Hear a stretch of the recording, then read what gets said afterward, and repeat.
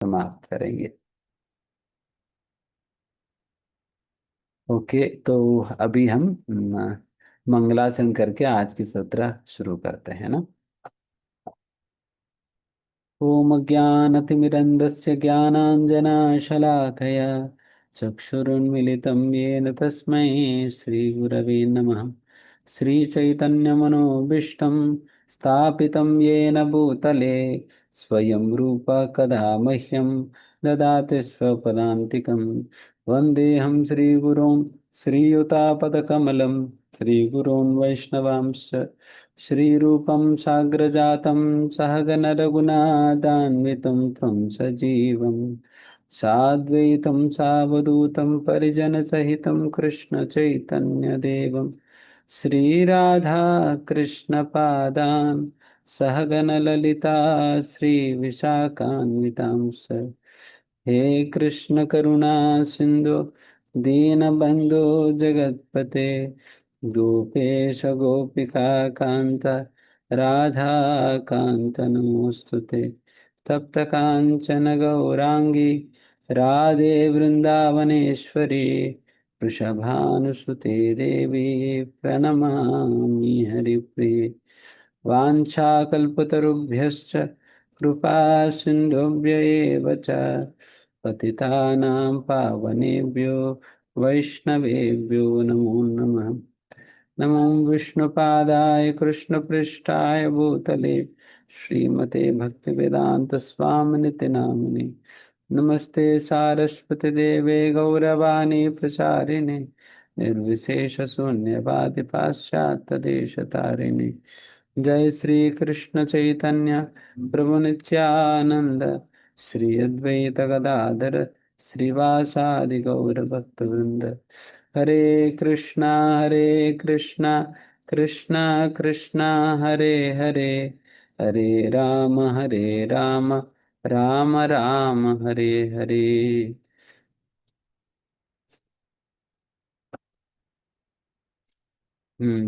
हरे कृष्णा।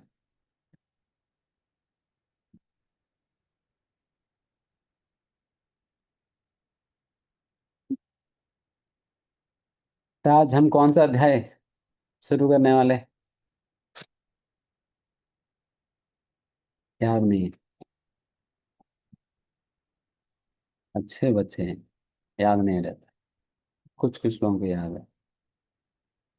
ओ chapter. चौथा अध्याय हम शुरू करने वाले।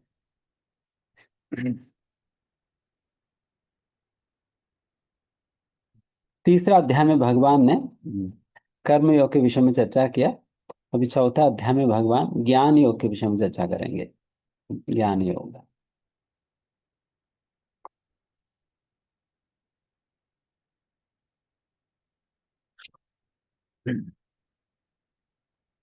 इस ज्ञान योग की शुरुआत, इस ज्ञान योग के अध्याय में टोटल 42 श्लोकास है।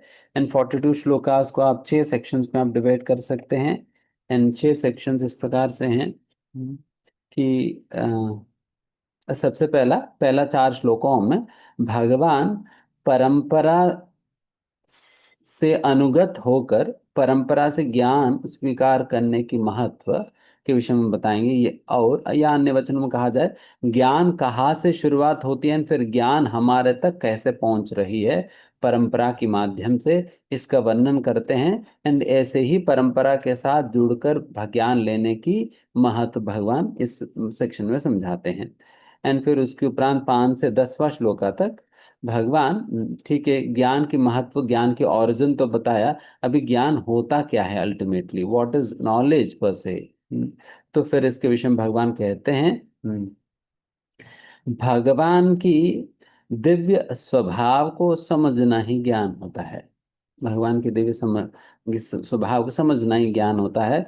इसलिए सेक्शन के अंतर्गत भगवान के प्राकट्य के संबंध में मुख्य रूप से उसकी प्राकट्य का दिव्यत्व के विषय में भगवान बताएंगे, समझाएंगे। How transcendental is the appearance of the Lord, भगवान की जन्म जो है कितना दिव्य है, इसके विषय में बताएंगे। फिर उसके उपरांत हम्म, उसके उपरांत भगवान श्री कृष्ण ही श्री कृष्ण ही आराध्य है। एंड फिर उसके साथ साथ देवी देवताओं का आराधना के संबंध में भी थोड़ा सा उल्लेखन इसमें होता है, जहां पर चार वर्णों का, चार आश्रमों का भी उल्लेखन भगवान करते हैं। और नेक्स्ट फोर्थ सेक्शन में कर्म को और ज्ञान की उपस्थिति में कर्म को और गहराई में समझने का प्रयास करेंगे। एंड नेक्स्ट 25वां श्लोका से 33वां श्लोका तक यज्ञ, ज्ञान को प्राप्त कैसे किया जाता है, ज्ञान को प्राप्त कैसे किया जाता है, तो इसके विषय में वर्णन। हम्म, और फिर फाइनली ज्ञान को प्राप्त करने की क्या महिमा है, ज्ञान को प्राप्त करने से क्या, ज्ञान को प्राप्त करने की क्या महत्व है, what is importance of the glories of attaining knowledge, और कौन ज्ञान प्राप्त कर सकता है और कौन ज्ञान नहीं प्राप्त कर सकता है, इसके विषय में वर्णन आपको वहां पर मिलेगा। ठीक है, तो इस प्रकार से अभी स्टार्ट करते हैं। ये ज्ञान की हिस्ट्री क्या है, ज्ञान की हिस्ट्री क्या है, मतलब ज्ञान शुरू कहाँ से हुआ है, तो इसके विषय में भगवान गीता में कहते हैं। श्री भगवान उवाच इमं विवस्वते योगं प्रोक्तवान अहम अव्ययम विवस्वते मनवे प्राह मनुरिक्ष्वा कवि ब्रवीत। भगवान कहते हैं, श्री भगवान उवाचा, भगवान के द्वारा कही गई वचन है ये। भगवान क्या कहते हैं, इमाम विवस्वते योगम प्रोक्तवान अहम अव्ययम। यहाँ पर भगवान कहते हैं, अर्जुन ये सबसे पहला तुम ये ज्ञान मैंने विवस्वान को दिया था। ये विवस्वान कौन है, ये विवस्वान सूर्य भगवान के नाम है। हम्म, सूर्य ग्रह की जो मुख्य देवता जो होते हैं ना, जिन्हें सूर्य भगवान कहते हैं, उनका नाम भी होता है, और उनका नाम है बिकॉज ये सूर्य एक पोस्ट है, जैसा प्राइम मिनिस्टर एक पोजीशन है, फाइनेंस मिनिस्टर एक पोजीशन है, या एंड फिर उसी प्रकार से डिफरेंट डिफरेंट मिनिस्ट्रियल पोजीशंस होता है, वो सारा पोजीशन का टाइटल है। अभी प्राइम मिनिस्टर का नाम है नरेंद्र मोदी जी। तो उस प्रकार से ही इंद्र भी एक टाइटल है। इंद्र भी एक टाइटल है। इंद्र की पोजीशन में बैठा हुआ व्यक्ति का, आज की समय पर इंद्र की पोजीशन में बैठा हुआ व्यक्ति का नाम है पुरंदर। हम्म, पुरंदर।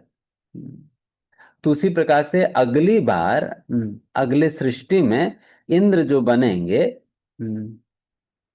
उसके लिए हमारी तरह इलेक्शन विलेक्शन नहीं होता। ऑलरेडी निर्धारित है, बलि महाराज बनेंगे। हम्म, बलि महाराज जी बनेंगे अगली बार। हम्म, तो इस प्रकार से अब, तो उसी प्रकार से सूर्य, जो सूर्य नामक ये जो पद पे बैठा हुआ व्यक्ति का नाम है विवस्वान। तो भगवान यहाँ पर समझा रहे हैं कि ये ज्ञान मैंने सबसे पहला सूर्य या विवस्वान को मैंने दिया था। एंड फिर विवस्वान ने मानवे प्राह, अब मनु को दिए थे, एंड फिर मनु ने इक्ष्वाकु को दिया। फिर उस प्रकार से ये ज्ञान परंपरा में चलकर आ रही है। तो उस प्रकार से भगवान श्री कृष्ण विवस्वान को दिया, विवस्वान ने मनु को दिया, और मनु ने इक्ष्वाकु को दिया। इक्ष्वाकु मतलब समझते हो, हम्म, भगवान श्री राम कौन सा कुल में आए थे, इक्ष्वाकु कुल तिलका कहते भगवान श्री राम को ना। इक्ष्वाकु के ही वंशज है भगवान श्री राम, उन्हीं का वंश में आगे जाकर भगवान श्री राम प्रकट होने वाले हैं। उसी वंश के जो इक्ष्वाकु जो राजा है, उनको मनु महाराज ने ज्ञान दिया। एंड मनु को किसने दिया, विवस्वान ने दिया, विवस्वान को भगवान श्री कृष्ण दिया। इस प्रकार से ज्ञान चलकर आ रही है। तो फिर भगवान कहते हैं, इसी चैनल के थ्रू मैंने ज्ञान को ज्ञान को मैंने फैलाया था। फिर भगवान कहते हैं, एवं परंपरा प्राप्तम इमं राजर्षयो विदुहु। इस प्रकार के राजर्षियों के माध्यम से इस ज्ञान का प्रसारण मैंने किया था, प्रसारण मैंने किया था। फिर भगवान कहते, स कालने हम महता योगो नष्ट परंतपा। बट समस्या ये हुई, काल के प्रभाव से धीमे धीमे ये ज्ञान नष्ट होने लगी। काल के प्रभाव के कारण धीमे धीमे ये ज्ञान जो है नष्ट होने लगे, योगो नष्टः परंतप। हे परंतप, ये योग जो है, ये ज्ञान, योग के संबंधित ये ज्ञान जो है, ये नष्ट हो चुका है। किनके प्रभाव से? कालनेह महता, काल के प्रभाव से ये नष्ट हो चुका है।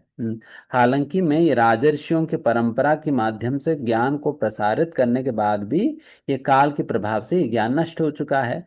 इसलिए फिर आगे जाकर भगवान कहते, स एवायम मया तेद्य योगो प्रोक्त पुरातन भक्तोऽसि मे सखा चेति रहस्यम ये तद उत्तमम। इसलिए अर्जुन, इस ज्ञान को पुनः स्थापित करने हेतु मैं इस ज्ञान को पुनः आपको मैं दे रहा हूं। देन आप पूछ सकते हो, भगवान आप मेरे को क्यों चुन रहे हैं ज्ञान देने का, किसी और को चुन लेते। फिर भगवान कहते हैं, भक्तों से मैं सखा चेती, क्योंकि अर्जुन आप मेरे भक्त हो और आप मेरे सखा हो, आप मेरे मित्र हो, इसलिए मैंने आपको चुनकर ये ज्ञान मैं आपके माध्यम से ये परंपरा वापस शुरू करने वाला हूँ। हम्म, करके भगवान अर्जुन को ये ज्ञान दिया हुआ है। तो यहाँ तक क्लियर है सभी को? क्या बताए जा रहे हैं?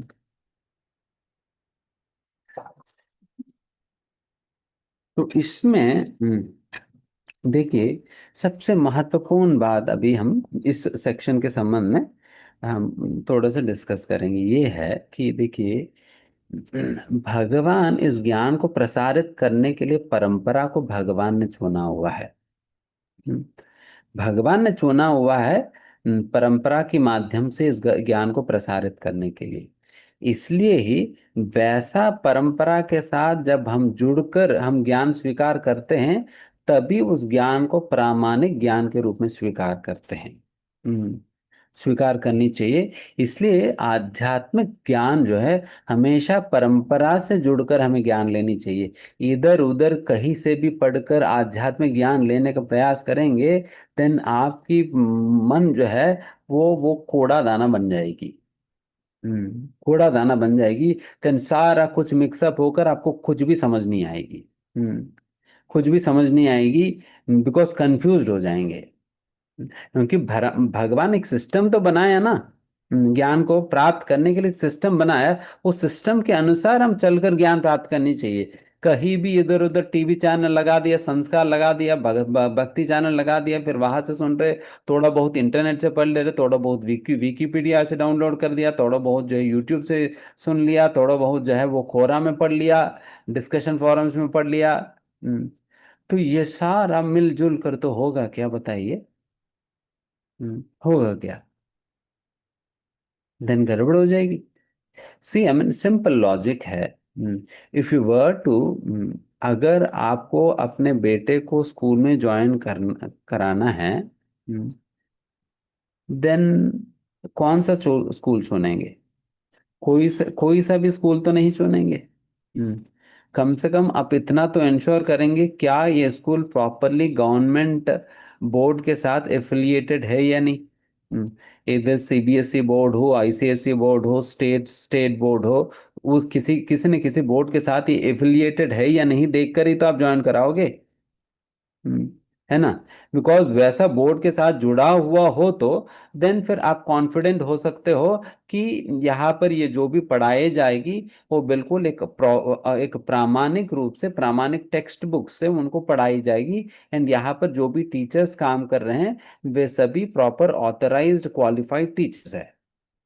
हम्म, तभी आप इंश्योर हो सकते हो, बिकॉज वो उस बोर्ड, उस स्कूल के एफिलिएशन बोर्ड के साथ तभी मिलेगा जब वो जो है सारा क्वालिफिकेशंस को फुलफिल करेंगे, तब जाकर उसको एफिलिएशन मिलता है। तो वैसा स्कूल को चुनकर हम उनको ज्वाइन कराते हैं। आफ्टर ऑल एक एलकेजी यूकेजी पढ़ाई करने के लिए भी हम इतना कुछ देखकर बच्चों को हम ज्वाइन कराते हैं। जिन भगवान के विषय में ज्ञान प्राप्त करने के लिए, आध्यात्मिक प्रकार के ज्ञान प्राप्त करने के लिए, क्या हम इस प्रकार की प्रामाणिकता को देखना नहीं चाहिए? हम्म प्रामाणिक तो देखना नहीं चाहिए क्या? हम ये बहुत इससे नॉर्मल एजुकेशन के अंदर प्रामाणिकता को जितना हम देखते हैं, उससे ज्यादा महत्वपूर्ण है आध्यात्मिकता के संबंध में जब ज्ञान प्राप्त करना है, उस समय प्रामाणिकता को निर्धारित करके हम उससे एफिलिएट होकर तब हमें ज्ञान लेनी चाहिए। अन्यथा आप इधर उधर से आप सुनने लगेंगे, इधर उधर से पढ़ने लगेंगे, देन न जाने पता नहीं कितने सारे प्रकार की कॉन्सेप्शंस, कितने प्रकार की कंफ्यूजन्स आपके मन में आ जाएंगे। देन आपको कोई भी तथ्य, कोई भी सत्य जो है आपको कंक्लूसिवली समझ नहीं आएगी। आप बहुत कंफ्यूज रहेंगे, कहीं का भी नहीं रहेंगे आप। हम्म, कहीं कभी नहीं रहेंगे। एंड तभी भगवान ने क्या क्या कहा, एवं परंपरा प्राप्तम, इस ज्ञान को कैसे प्राप्त करनी चाहिए, परंपरा प्राप्तम, परंपरा के माध्यम से ज्ञान प्राप्त करनी चाहिए। टीवी चैनल से नहीं। या नहीं तो दादी नानी से नहीं। हम्म, आपको इलेक्ट्रिकल इंजीनियरिंग करना है, नानी से पढ़ेंगे। हम्म, नानी जी बताओ ये इलेक्ट्रिकल कनेक्शन नेटवर्किंग कैसे सॉल्व करना है, नहीं ना। हम्म, ठीक है, स्टोरी टेलिंग तक ठीक है। हम्म, बट अच्छी बात है अगर नानी स्वयं मतलब भक्ति में लगी हुई है फिर उनको जानकारी है, देन फिर उनसे प्राप्त कर सकते हो। बट नानी को खुद ही पता नहीं आज के समय पर तो। So everybody has been train to simply become ATM machines. सभी लोगों को केवल एटीएम मशीन्स बनाने का ही ट्रेनिंग मिला हुआ है, एंड उसी प्रकार से अपना परिवार को जो चला रहे हैं। हम्म, तो इसलिए अभी के समय पर दादी नानी, उन लोगों के पास भी उस प्रकार की अंडरस्टैंडिंग, ज्ञान, नॉलेज नहीं है। तो फिर उनके ऊपर भी डिपेंड नहीं हो सकता है। जिस प्रकार से आपको इलेक्ट्रिकल इंजीनियर करना है तो देन फिर प्रॉपर इंजीनियरिंग कॉलेज के साथ आप एफिलिएट होकर इंजीनियरिंग कॉलेज में एडमिशन लेकर वहाँ की जो authorise teachers and authorise text book के मदद से आप उस इंजीनियरिंग डिग्री को पूरा कर पाओगे। हम्म, हालांकि इंजीनियरिंग के संबंधित नॉलेज आपको इंटरनेट पे तो मिल जाता है। उस उस इलेक्ट्रिकल डिपार्टमेंट के संबंधित नॉलेज तो आपको इंटरनेट पे भी मिल जाएगी। बट इंटरनेट को आधार मानकर आप अपने एग्जाम्स, पढ़ाई इत्यादि तो नहीं करेंगे ना। आपको जो प्रॉपर टेक्स्ट बुक जो दी गई हैं उस टेक्स्ट बुक्स के अनुसार ही आपको पढ़कर फिर आपको जवाब इत्यादि लिखना होता है। तो एग्जैक्टली उसी प्रकार से ही आध्यात्मिकता के अंतर्गत भी अपने आप को हमें एक प्रॉपर, एक ऑथराइज्ड इंस्टीट्यूट के साथ हमें एफिलिएट करना होगा, एंड ऑथराइज्ड टीचर्स के निर्देशन में हमें इस ज्ञान को हमें अभ्यास करना होगा। Authorised institute, authorised teachers and authorised text books. प्रामाणिक इंस्टीट्यूट, प्रामाणिक टीचर्स एंड प्रामाणिक टेक्स्ट बुक्स, इन तीनों के सहारा से ही आप सही में प्रामाणिक ज्ञान को प्राप्त कर पाएंगे। नहीं तो इधर उधर आप अ, करते रहेंगे तो देन फिर कहीं कभी नहीं रहेंगे। एंड फिर अभी प्रश्न ये उठता है कि प्रभु जी फिर ठीक है, मतलब ये बताइए कि फिर प्रामाणिक किन को प्रामाणिक माना कहा जाएगी। Yes, Krishna is introduced four four universities. भगवान श्री कृष्ण ने 4 चैनल्स बनाए हैं इस ज्ञान को प्रसारित करने के लिए। 4 चैनल्स बनाए, इसके विषय में पद्म पुराण में वर्णन आता है। उसमें बताया जाता है कि Krishna has started 4 channels for spreading this knowledge in a authorised way. And ये 4 चैनल्स क्या है, इसको सांप्रदाय कहा जाता है, सांप्रदाय कहा जाता है इसे। एंड ये 4 सांप्रदाय क्या क्या है, तो ये ब्रह्म सांप्रदाय, रुद्र सांप्रदाय, श्री सांप्रदाय और कुमार सांप्रदाय। ब्रह्म संप्रदाय जो कि ब्रह्मा जी से शुरुआत हुई है, श्री संप्रदाय जो लक्ष्मी जी से शुरुआत हुई है, कुमार संप्रदाय जो चतुर कुमारों से शुरुआत हुई है, और रुद्र संप्रदाय जो शिव जी से शुरू हुई है। हम्म, तो इस प्रकार से ये जो 4 संप्रदाय है, इन 4 संप्रदायों के में से किसी न किसी संप्रदाय के साथ हम एफिलिएट होकर ज्ञान प्राप्त कर सकते हैं। जैसा अभी हम जो जो भी हम अभी पढ़ाई कर रहे हैं, ये सारा कुछ ब्रह्म संप्रदाय के अंतर्गत होकर हम अध्ययन कर रहे हैं। ब्रह्म संप्रदाय जो इस्कॉन, जो जो भी अभ्यास कर रहे हैं वो सारा कुछ ब्रह्म संप्रदाय में आता है। एंड मोर स्पेसिफिकली कहा जाए, उन संप्रदायों में जो आचार्य प्रकट हुए हैं उन आचार्यों के भी नाम से उस संप्रदाय को जाना जाता है। इसलिए ब्रह्म संप्रदाय का दूसरा नाम है मध्व संप्रदाय भी। हम्म, इसलिए हमारे संप्रदाय को ब्रह्म मध्व संप्रदाय भी कहा जाता है। एंड वो संप्रदाय के अंतर्गत ही हम ये जो भगवत गीता का ज्ञान हम अभी सीखने का प्रयास कर रहे हैं। तो इस प्रकार से हम एक प्रॉपर परंपरागत होकर ही हमें आध्यात्मिक ज्ञान को हमें स्वीकार करनी चाहिए।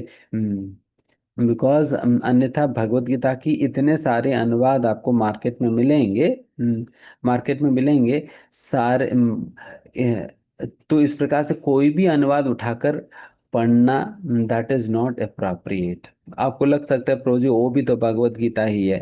हम्म, वो भी भगवत गीता ही है, बट समस्या है कि एक्सप्लेनेशंस क्या है ना। एक्सप्लेनेशन कैसे दी गई हैं, ओरिजिनल मोड में एक्सप्लेन किया क्या है। तो ओरिजिनल मोड को ट्रांसलेट जो एग्जैक्टली रिफ्लेक्ट करते हैं परंपरा। हम्म, इसलिए परंपरा के अनुगत होकर हमें ये ज्ञान स्वीकार करने के लिए कहा जाता है। तभी भगवान इतने एम्फसाइज किया है एवं परंपरा प्राप्तम करके, है ना।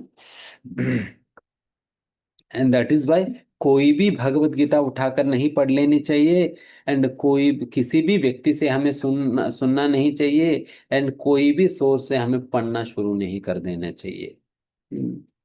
As soon as you get an opportunity to hear, immediately you'll have to inquire, what is the source of this knowledge? हम्म, इस ज्ञान का क्या स्रोत है, ऐसा हमें समझ लेना चाहिए, तब जाकर ही हमें आगे बढ़ना है। नहीं तो कहीं भी भागवत कथाएं होती रहती हैं फिर कुछ भी चलता रहता है।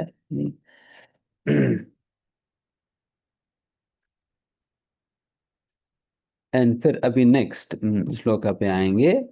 फिर अर्जुन भगवान से पूछते हैं, अपरं भवतो जन्म परं जन्म विवस्वतः कथम ये तद्विजानीयं त्वम् आदौ प्रोक्तवान् इति।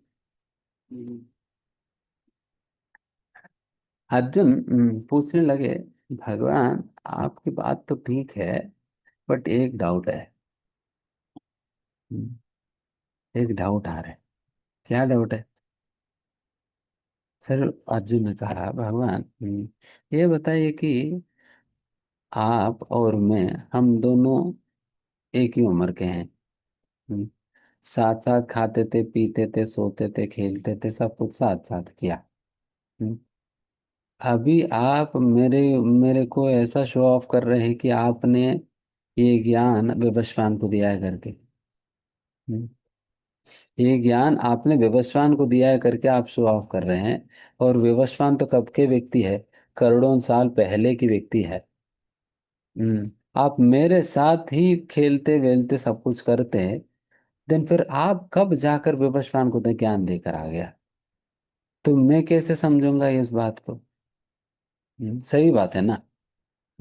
दोनों एक उम्र के लोग, तन फिर कैसे एक्सपेक्ट करेंगे कि करोड़ों साल पहले यही ज्ञान भगवान कृष्ण अम्बुवस्वान को दिया कर, कैसे समझ सकते हैं?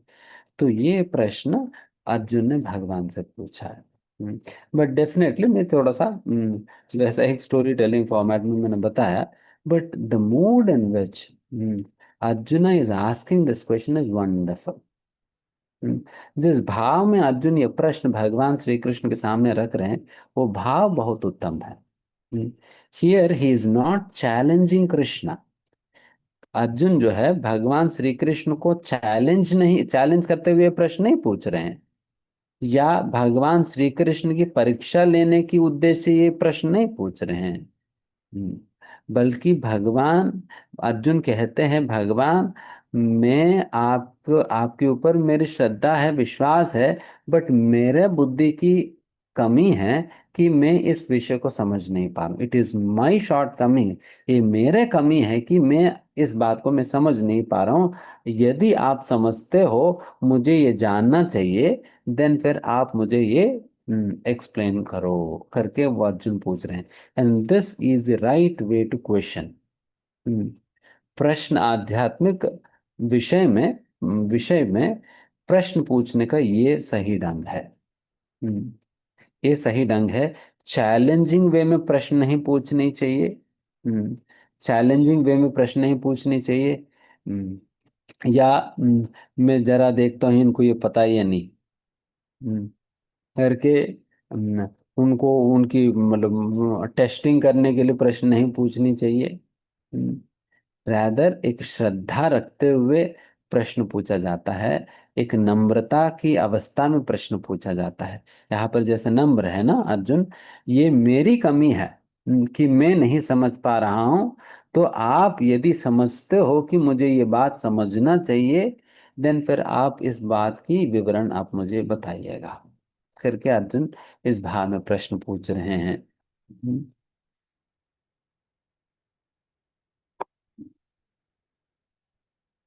तो भगवान ने कहा, बहूनि मे व्यतीतानि जन्मानि तव चार्जुन। अर्जुन, हम्म, आपको ये बात पता नहीं है, आप और मैं हम दोनों मिलकर अनेक जन्म ले लिए हैं। हम्म, हम दोनों मिलकर अनेक जन्म लिए हुए हैं, बट सारे जन्मों का हिस्ट्री जो है, मुझे याद है बट आपको याद नहीं है। मुझे सारे जन्मों के विषय में मुझे सब कुछ याद है बट आपको याद नहीं है। हम्म, ये मेरे में और आप में ये अंतर है। हालांकि हम दोनों ने अनेक जन्म लिया, बट मुझे सब कुछ याद है और आपको याद नहीं है। और फिर मुझे क्यों याद है और आपको क्यों याद नहीं है?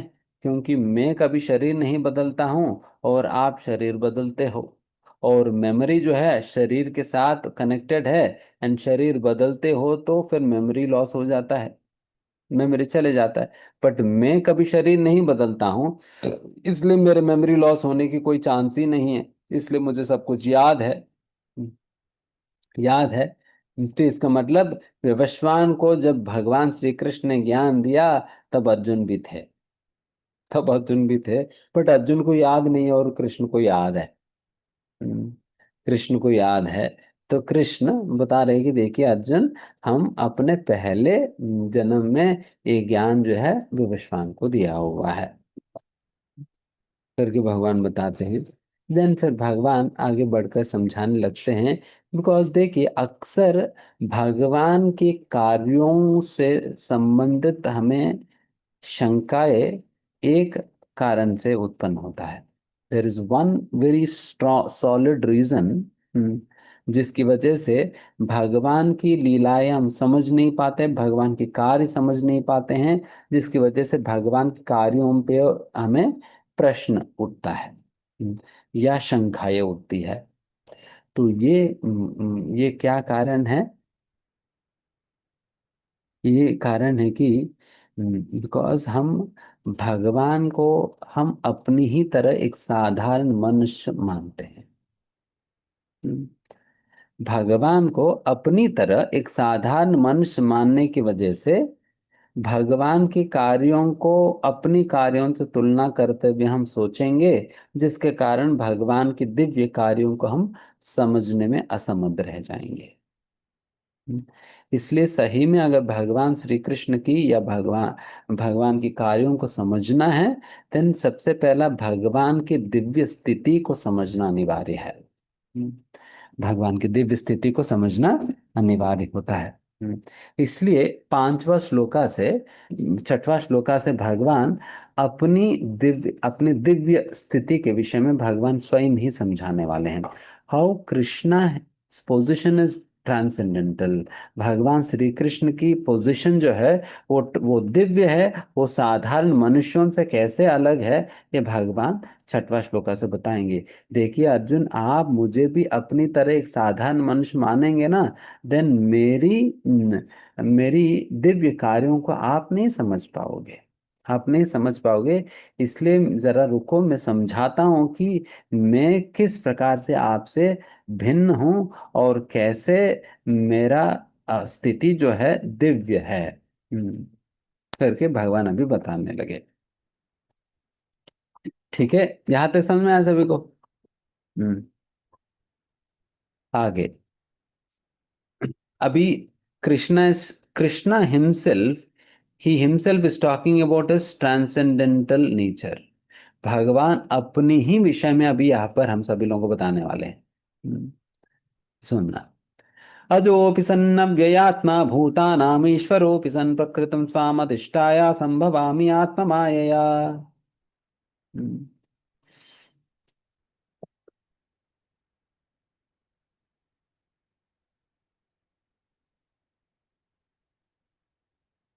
भगवान कहते हैं सबसे पहला तो अर्जुन, अजह, I am unborn, I am unborn.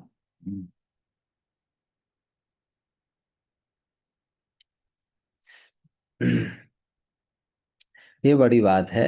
भगवान अजहा मतलब अजन्मा होते हुए भी जन्म लेते, ये कैसी बात है? हम्म, अजन्मा होते हुए भी जन्म। हम्म, तो तभी तो भगवान का जन्म दिव्य हुआ। हम्म, अजन्मा होते हुए भी जन्म ले रहे हैं, तभी तो भगवान का जन्म इतना उत्तम है और ऐसा हम मनाते हैं। हम्म, आप बताओ कि भगवान की जन्माष्टमी जितना भव्य बृहद रूप से होता है, किसी का जन्मदिन इतना बड़ा होता है क्या? हम्म, इतना बड़ा जन्माष्टमी होता है, इतना जन्मदिन तो किसी का नहीं होता है ना। हम्म, तो भगवान ही है। हम्म, हमारा बर्थडे पे कितने आएंगे? 20-25 लोग आएंगे। ज्यादा ज्यादा सभी लोगों को पैरों में गिर गिर कर हम गिड़गिड़ाए तो देन फिर 100 लोग आ जाएंगे। हम्म, इससे ज्यादा तो नहीं। बट भगवान की जन्म तिथि में आप देखिएगा, हम्म, हमारा दिल्ली मंदिर में कम से कम 5 लाख लोग भगवान को जन्मोत्सव में भाग लेते हैं। हमारे नोएडा मंदिर में 2.5-3 लाख लोग उत्सव में भाग लेते हैं। तो इस प्रकार से हर मंदिर में लाखों की संख्या में लोग पहुंचकर भगवान के जन्मोत्सव में भाग लेते हैं। हम्म, तो उस प्रकार से इतना दिव्य रूप से क्यों मनाया जाए? बिकॉज भगवान अजन्मा होते हुए भी जन्म ले रहे हैं, एंड भगवान का जन्म बहुत ही दिव्य है।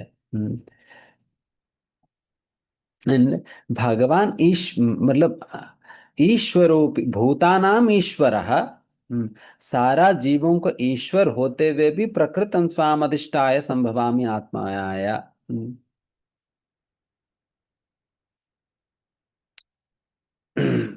भगवान सारा जीवों को ईश्वर होते हुए भी भगवान हर युग में जन्म लेते हैं या प्रकट होते हैं। फिर भगवान मुख्य रूप से अपनी दो चीजों का दिव्यत्व समझना अनिवार्य है। एक तो भगवान की जन्म, दूसरा भगवान की कर्म। कर्म मतलब भगवान के कार्य, और जन्म भगवान के आविर्भाव। भगवान के प्राकट्य कितना दिव्य है और भगवान के कार्य कितना दिव्य है, इन दोनों को समझेंगे ना, देन फिर भगवान की स्थिति को और हम अप्रिशिएट कर पाएंगे अच्छे से। तो अभी इस सेक्शन में पूरा भगवान के जन्म कैसे दिव्य है और भगवान की कर्म भी कैसे दिव्य है, इस सेक्शन में पूरा इसका वर्णन आएगा। अभी ध्यान से सुनना। यदा यदा हि धर्मस्य ग्लानिर्भवति भारत अभ्युत्थानम अधर्मस्य तदात्मानं सृजाम्यहम्। भगवान के जन्म कब कब होता है? अभी वेन प्रश्न की उत्तर दिया जा रहा है, भगवान के जन्म कब होता है। बताया जा रहा है कि यदा यदा हि धर्मस्य ग्लान, जैसा जैसा धर्म की ग्लानि होता है और अधर्म की अभ्युत्थानम, अधर्म बढ़ता है, धर्म नष्ट होता है और अधर्म बढ़ता है, वैसी अवस्था में अ, तदात्मानम सृजामि, हम सृजामि मतलब तब मैं सृजन होता हूं, तब मैं प्रकट होता हूं। हम्म, कब भगवान प्रकट होते हैं? जब धर्म नष्ट होता है और अधर्म बढ़ता है, तब भगवान श्री कृष्ण प्रकट होते हैं। एंड फिर कहते हैं, एंड किस उद्देश्य से भगवान प्रकट होते हैं? What is the purpose? परित्राणाय साधूनां विनाशाय च दुष्कृतां धर्म संस्थापनार्थाय संभवामि युगे युगे। भगवान 3 कारण बता रहे हैं भगवान क्यों प्रकट होते। एक तो परित्राणाय साधूनां, साधुओं की रक्षा करने। दूसरा विनाशाय च दुष्कृतां, दुष्टों को दुष्टों की नाश करने। एंड तीसरा धर्म की स्थापना करने। साधुओं की रक्षा करने, दूरतों को या दुष्कृति, राक्षसों का या दूरतों का, पापियों का नष्ट करने। और तीसरा धर्म की स्थापना करने। ये 3 उद्देश्य को लेकर भगवान श्री कृष्ण प्रकट होते हैं। भगवान कब आते हैं और भगवान क्यों आते हैं, इन दोनों का भगवान ने यहाँ पर बताया।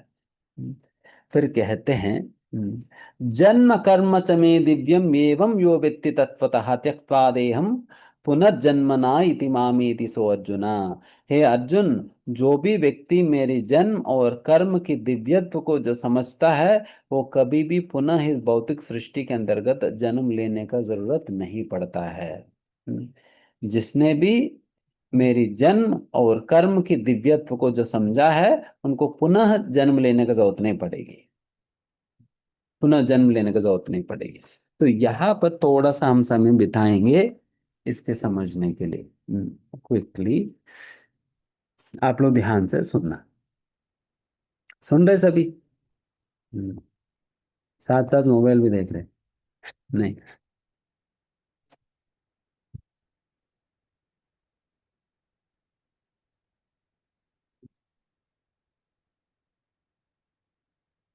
कोई कोई सोच रहे प्रभु जी को कैसे पता चल गया? हम हम शिव जी ने तीसरा अंक दिया हुआ है।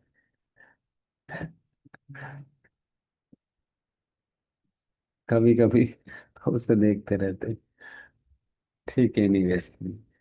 जन्म कर्म चमे दिव्यम, भगवान का जन्म कैसे दिव्य है। हम्म, देखिए, जब हम लोगों ने जन्म लिया, हम्म, आप अपनी इच्छा से तो जन्म नहीं लिया,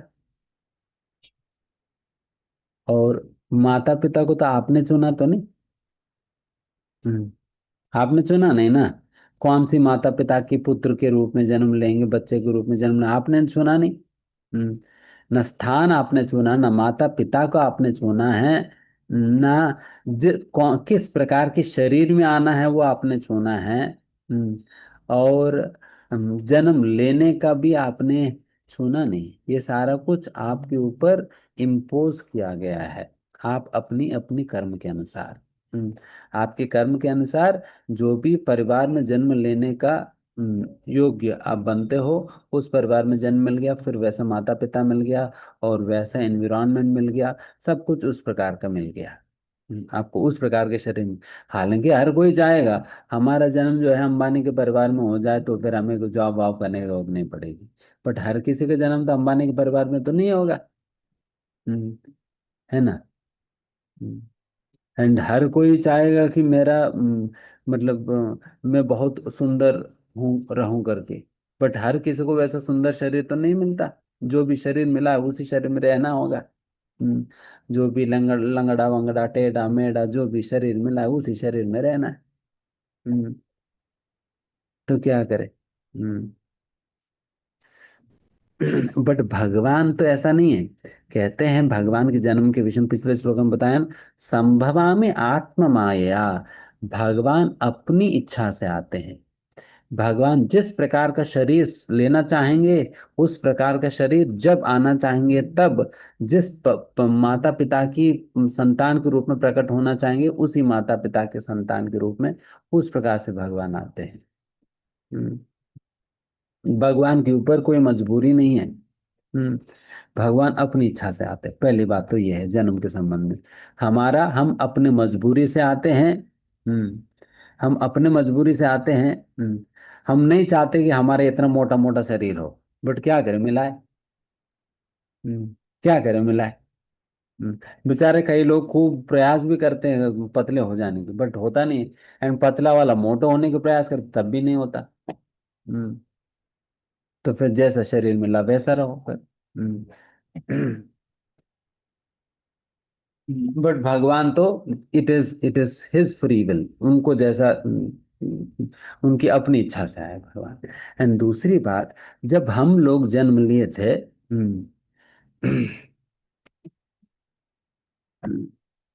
आप टी शर्ट जीन पहन कर जन्म लिए थे? नहीं। हम्म सभी नंगे जन्म लिया, किसी के पास कोई कपड़े नहीं थे।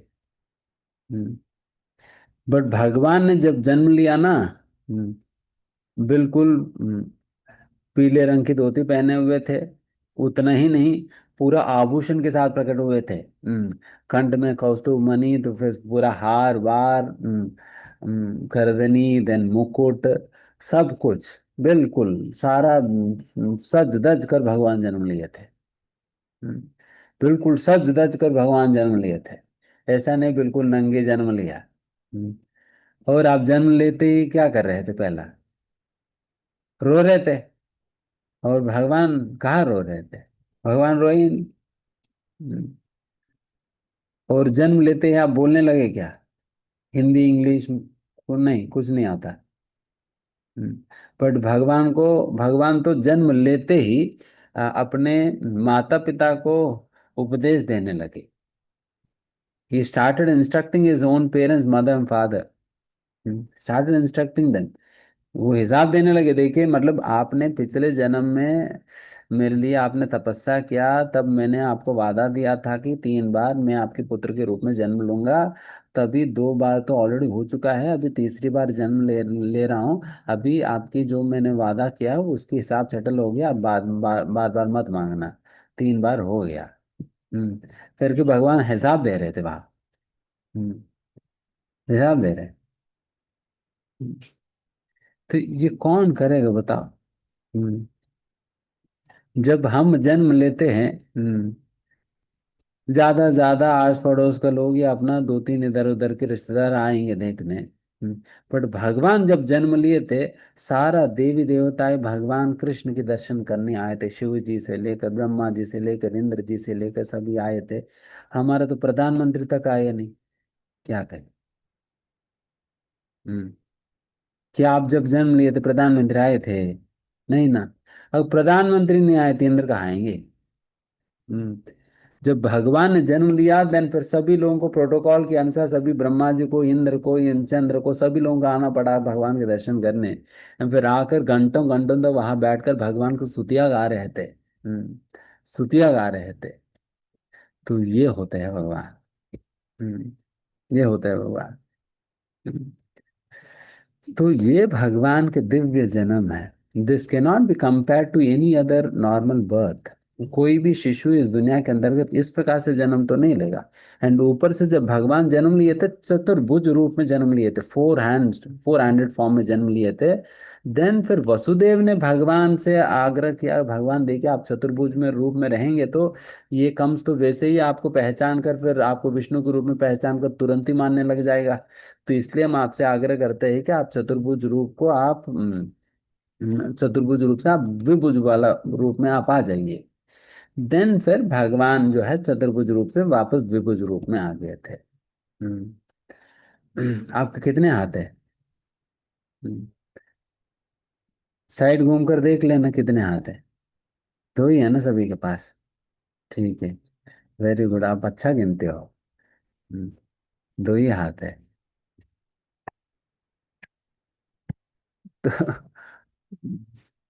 दो हाथ है ना? तो तो भगवान का देखिए 4 हाथों के साथ भगवान जन्मे चतुर्भुज रूप में। So this is how transcendental is the lord's birth. भगवान के जन्म ऐसा दिव्य है, कोई साधारण नहीं है। अभी समझ में आया भगवान के जन्म कैसे दिव्य है?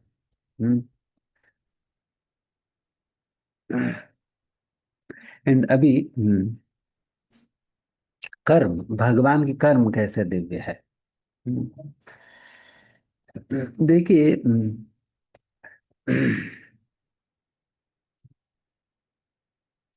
भगवान की कर्म कितना दिव्य है। हम्म, कि भगवान जन्म लेने के बाद भगवान श्री कृष्ण को कहाँ पर पहुंचाई गई है? हम्म, गोकुल में पहुंचाई गई है। देन फिर गोकुल में पहुंचने के बाद केवल 6वां दिन में भगवान ने पूतना जैसा राक्षस को मारा। एंड पूतना ऐसा बड़ी राक्षसी थी जिनकी शरीर का लेंथ ही 12 माइल्स था। The length of the body of Putana was 12 miles, literally 12 मील की शरीर था उनका। हम्म। तो ऐसा जो भयंकर राक्षसी जो पूतना है, वो अपना स्तनों पे कालकूट विष को लगाकर आई। जिस कालकूट का विष का गंध पाने मात्र से जीव मर जाता है। उसको खाना तो दूर की बात है, उसकी गंध लगने मात्र से व्यक्ति मर जाएगा। ऐसा कालकूट विष को अपने स्तनों पे लगाकर कृष्ण के मुंह में रख के फिर उनको पिलाने लगी। तब भी भगवान श्री कृष्ण के पास ऐसा शक्ति था कि कृष्ण उस कालकूट विष को हजम तो कर दिया, उसके साथ साथ कालकूट को विष को भी पी गया और उसके उसके प्राण को भी पी गया। ठीक है, मतलब ये भी पी जाएंगे। हम्म हम विष ही क्या, आपका प्राण को भी पी सकते हैं करके भगवान उनके प्राण भी पीकर दिखाया। तो वैसा कौन सा छठवा दिन की बालक ऐसा राक्षस को मार सकेगा। एंड चाहे सकटासुर का वध हो, चाहे अन्य असुरों का वध हो, चाहे गोवर्धन पर्वत उठाने की बात ही क्यों ना हो। हम्म, कौन ऐसा व्यक्ति है इस प्रकार की गोवर्धन जैसा पर्वत को अपनी छोटी उंगली में उठा पाएगा। It is impossible, highly impossible. But it is Krishna who can do that. देखिए, मतलब ये बहुत बड़ी बात नहीं है कृष्ण को एक छोटा सा पर्वत उठाना। A person who is able to float unlimited universes in the sky, इस आकाश में अनंत कोटि ब्रह्मांडों को एक रूई के बराबर उसको ही इज फ्लोटिंग देम, उसको तैरा रहे हैं। तो फिर उनके लिए एक छोटा सा पहाड़ को, एक ब्रह्मांड के अंदर एक प्लैनेट में स्थित एक छोटा सा पहाड़ को उठाना कौन सा बहुत बड़ी बात हो गया, कौन सा बहुत बड़ी बात हो गया। It is not a great thing, but yet क्योंकि भगवान श्री कृष्ण ने अपने भक्तों की रक्षा के लिए वो कार्य किया है, इसलिए हम इसको इतना महत्व देते हैं। इसलिए उसको इतना महत्व देते हैं। तो उस प्रकार से भगवान की कोई भी कार्य जो है बहुत ही दिव्य होता है, अद्भुत होता है। जैसे उदाहरण के लिए जब भगवान श्री कृष्ण, कई बार लोग कहते हैं अरे प्रभु जी, मतलब हमारे भगवान कृष्ण तो 16,108 शादियां किया है, तो हम कम से कम 8 तो करें। हम्म, कम से कम 8 तो कर ले। हम्म देखिए, भगवान श्री कृष्ण 16,108 शादियां की तो जब भगवान श्री कृष्ण, ऐसा नहीं कि मतलब आप मान लो कि अगर एक एक पत्नी के साथ एक दिन भगवान कृष्ण बिताएंगे, देन 16,108वां पत्नी की टर्न आने में कितना साल लगेगा बताओ। हम्म, कितना साल लग जाएंगे। 40-50 साल लग जाएंगे, बेचारे बूढ़े हो जाएंगे तब तक तो। बट भगवान कृष्ण का ऐसा अवस्था नहीं है, बल्कि भगवान श्री कृष्ण के पास ऐसा प्रभाव शक्ति है कि जिसकी वजह से भगवान श्री कृष्ण जब जब अपनी सुधर्म सभा से भगवान श्री कृष्ण वापस अपने घर पे लौटते थे, सारे एक एक पत्नी का एक एक महल हुआ करता था, 16,108 महल थे। एंड जब भगवान श्री कृष्ण सुधर्मा सभा से जो वापस लौटते थे, देन फिर रथ से एक कृष्ण उतरते थे, बट एक कृष्ण से 16,108 कृष्ण प्रकट होकर एक एक कृष्ण एक एक घर में चले जाते थे। एंड वापस जब सुधर्म सभा में जाने के समय आता था, देन सारे घरों से एक एक कृष्ण निकलेंगे, एंड सभी लोग सड़क पे आकर एक कृष्ण बनेंगे, एंड एक एक कृष्ण एक रथ पे चढ़ेगा, एंड वो कृष्ण जो है सभा मंडप में जाएगा। तो आप बताइए, आप करेंगे ऐसा? हम्म, नहीं ना। हम्म, नहीं कर पाएंगे तो फिर कैसे करेंगे। तो इसलिए कृष्ण की नकल नहीं करना, कृष्ण की नकल नहीं करना है। कृष्ण के कार्य जो है बहुत ही दिव्य है, अद्भुत है। तो ऐसा है, ठीक है।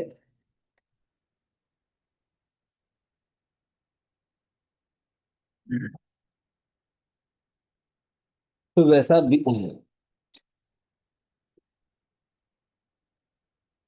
फिर भगवान, फिर अभी नेक्स्ट सेक्शन में हम जा रहे हैं।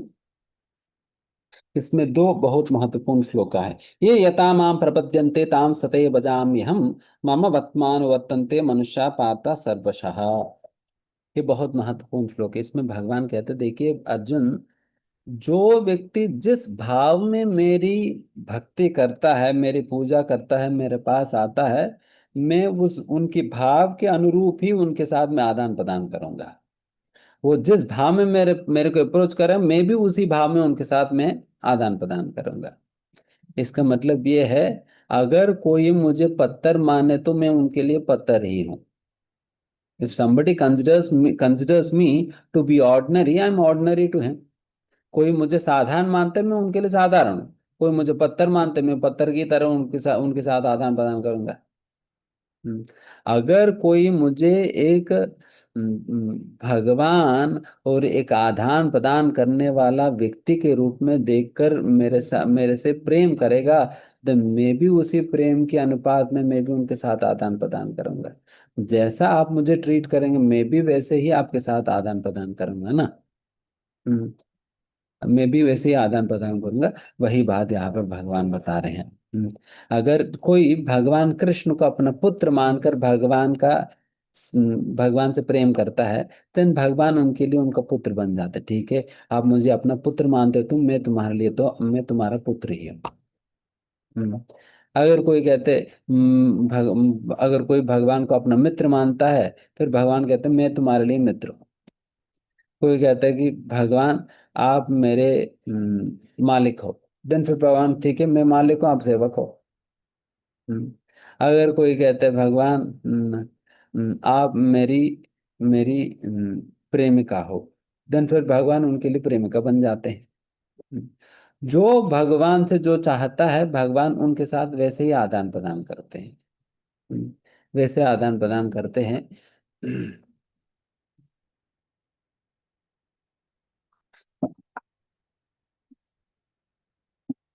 तो यहाँ पर एक बहुत महत्वपूर्ण सिद्धांत हम बताएंगे। इस सिद्धांत के आधार पे एक बहुत महत्वपूर्ण डाउट हम क्लैरिफाई करेंगे। बिकॉज अक्सर लोग भगवान श्री कृष्ण का गोपियों के साथ जो संबंध के ऊपर प्रश्न उठाते हैं। प्रश्न उठाते हैं। देखिए, जैसा यहाँ पर भगवान ने कहा है, जो जिस भाव में मेरे साथ आदान प्रदान करना चाहते हैं, मैं उसी भाव के अनुरूप मैं उनके साथ आदान प्रदान करूंगा। हम्म, यशोदा मैया भगवान श्री कृष्ण को अपना पुत्र मानती है, तो इसलिए भगवान श्री कृष्ण उनके साथ पुत्र के ही तरह व्यवहार करते हैं। हम्म, उनके साथ एक पुत्र का ही तरह व्यवहार करते हैं। एंड जब पुत्र बनते हैं, देन बेस्ट पुत्र बनेंगे। बेस्ट पुत्र बनेंगे। एक अच्छा पुत्र जैसा होनी चाहिए वैसा भगवान उनको आनंद देंगे, यशोदा में। उसी प्रकार से अगर कोई ग्वाल बाल, जो भगवान श्री कृष्ण के साथ जो ग्वाल बाल उनके फ्रेंड्स जो खेलते हैं ना, वो सभी लोग कृष्ण को अपना मित्र मानते हैं। भगवान कहते हैं ठीक है, आप लोग मुझे मित्र मानते हो ना, तो मैं तुम्हारे लिए मित्र ही हूँ। ठीक है, फिर हम लोग साथ मिलकर खेलेंगे। तो एक अच्छा मित्र जैसा कार्य करता है, वैसे ही भगवान आदान प्रदान करते हैं उनके साथ। अगर कोई कहते हैं ठीक है भगवान मैं आपको मैं अपना स्वामी मानता हूँ, देन भगवान कहते ठीक है मैं तुम्हारे लिए स्वामी हूँ फिर। देन फिर उसी प्रकार से भगवान उनके साथ आदान प्रदान करेंगे। उसी प्रकार से इस सृष्टि में कई ऐसा लोग हैं जो कि भगवान कृष्ण को अपना प्रेमिका के रूप में मानते हैं। तो इसलिए भगवान फिर जब कोई उनके साथ उनके पास एक लवर के रूप में अप्रोच कर रहे हैं, तो फिर भगवान को भी उनको साथ लवर के रूप में ही तो रेसिप्रोकेट करना होगा ना। तभी तो ये श्लोक बैठेगा। तो इसलिए बिकॉज कई ऐसा लोग हैं जो भगवान कृष्ण के साथ उस प्रकार की एक प्रेमिका के रूप में संबंध रखना चाहते हैं, तो इसलिए भगवान उनके साथ उस प्रकार के आदान प्रदान करते हैं। उस प्रकार के आदान प्रदान करते एक बेस्ट लवर के रूप में भगवान उनके साथ आदान प्रदान करेंगे। तो उस प्रकार से ये भगवान के लिए यशोदा मैया के साथ भी जो संबंध है वो भी उतने ही पवित्र है। बाल बालों के साथ जो मित्रता के जो संबंध है उतना ही पवित्र है। और हनुमान जी के साथ जो संबंध है उतना ही पवित्र है। उसी प्रकार से गोपियों के साथ जो भगवान श्री कृष्ण के संबंध है उतने ही पवित्र है। हम्म, उनके सारे ही भगवान के लिए तो एक प्रेम के आदान प्रदान करने की एक माध्यम है। ये सारा संबंध, ये प्रेम के आदान प्रदान, एक जीव और भगवान के बीच का प्रेम की आस्वादन करने के लिए एक माध्यम बनते हैं। ये सारे संबंध रिलेशनशिप्स ना। उस प्रकार से एक जीव अगर भगवान से इस प्रकार की अपेक्षा रखता है, देन भगवान भी उनकी इच्छा को पूर्ति करते हुए उनके साथ ऐसे ही आदान प्रदान करते हैं। then what's wrong in it? Hmm. What's wrong in it? Hmm. तो उस प्रकार से समझना होगा। देन जिस प्रकार से भगवान का एक ही माँ नहीं है, हम्म, भगवान का अनेक माँ है। Because there are many devotees who wish to be, wish to enjoy, या wish to relish being mother of Krishna। भगवान श्री कृष्ण की माँ बनने की एक बहुत उस प्रकार के भाव रखते हैं। जैसा कई लोग आपने देखा होगा लड्डू गोपाल जी की सेवा करते हैं। किस भाव में लड्डू गोपाल जी की सेवा करते हैं?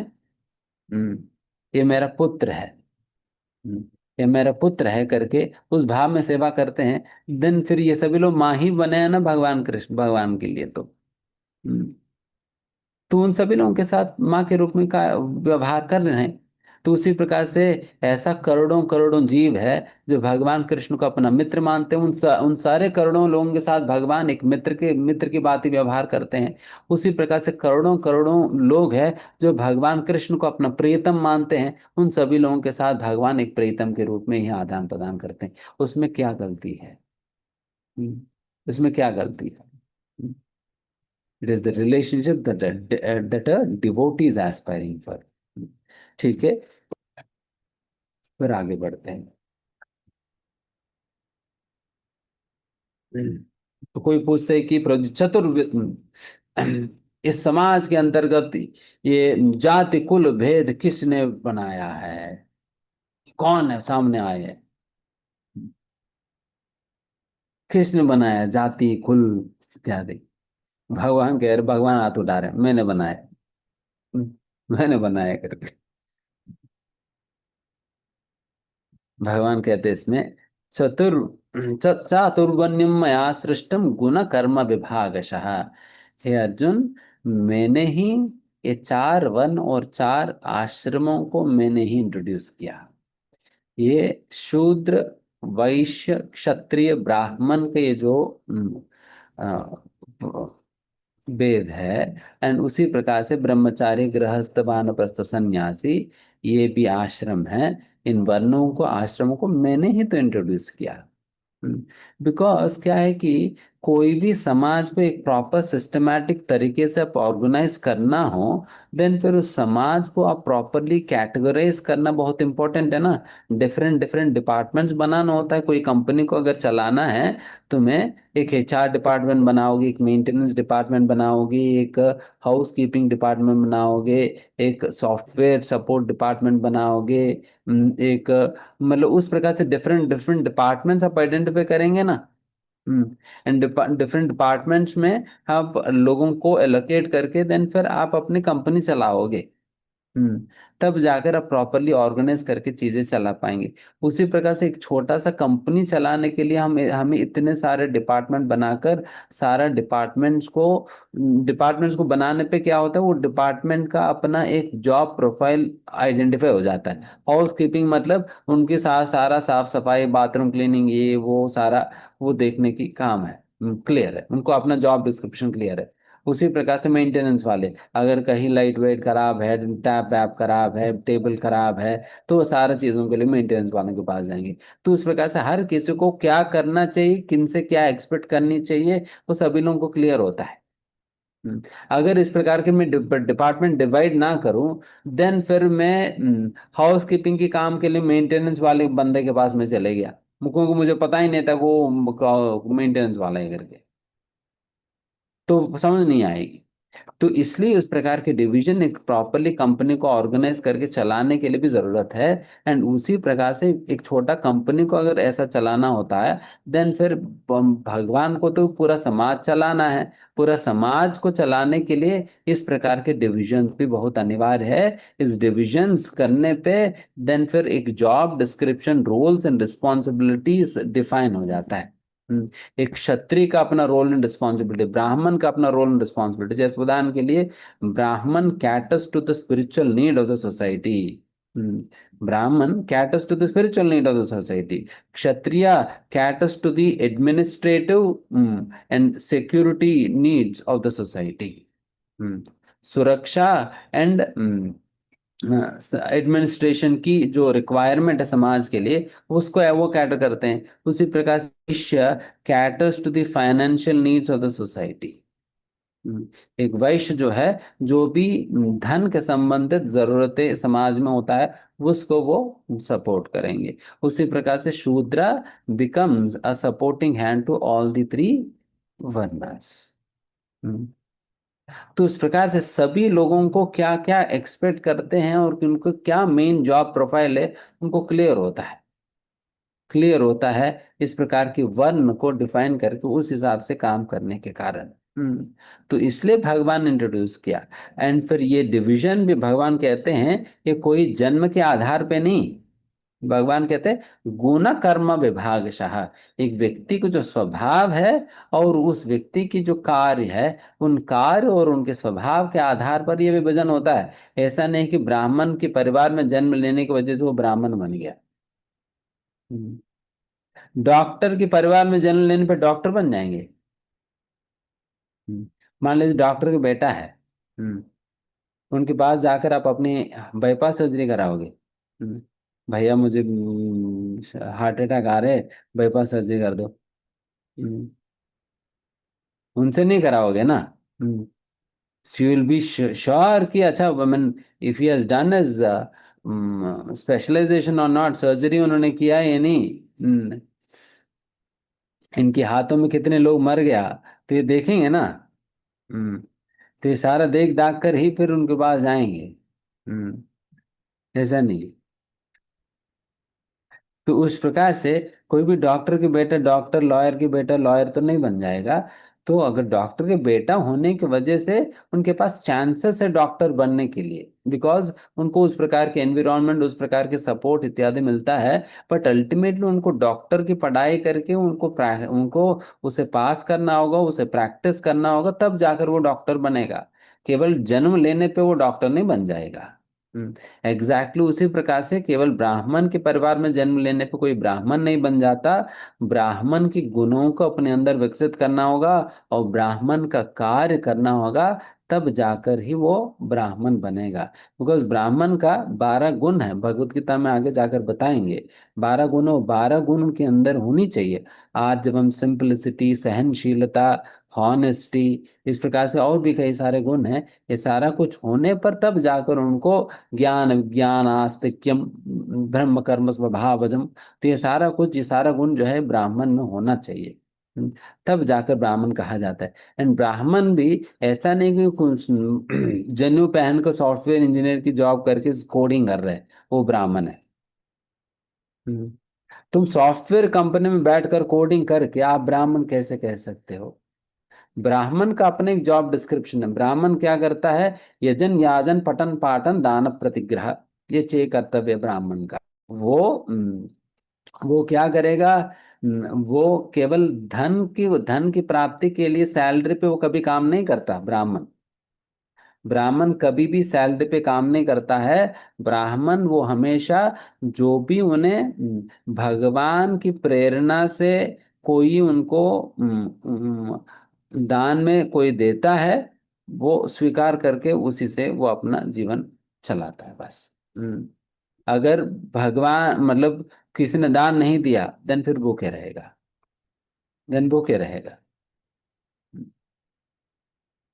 He will not demand anything. आज के मतलब आजकल ब्राह्मण की तरफ भी ऐसे भी नहीं कि ये पूजा करने के लिए 11,000 रुपये, इसके लिए भी ये है, तो वो डिमांड नहीं है। ब्राह्मण जो भी दक्षिणा बनता है वो मिलेगा, फिर उसी से अपना जीवन चलाएगा। And he will simply do these spiritual activities. ये आध्यात्मिक मतलब भगवत गीता पढ़ेगा, पढ़ाएगा, यज्ञ करेगा, कराएगा, तो इसी प्रकार का चीजें वो करेगा। नहीं तो वो ब्राह्मण नहीं है। उसी प्रकार के क्षत्रिय का अपना जॉब डिस्क्रिप्शन है, उसी प्रकार से वैश्य का अपना जॉब डिस्क्रिप्शन, वैसे ही शूद्र का अपना जॉब डिस्क्रिप्शन है। क्लियर है?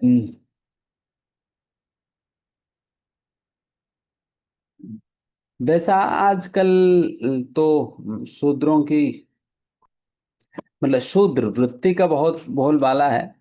हम्म, हर कोई चाहता है सैलरी पे नौकरी करना।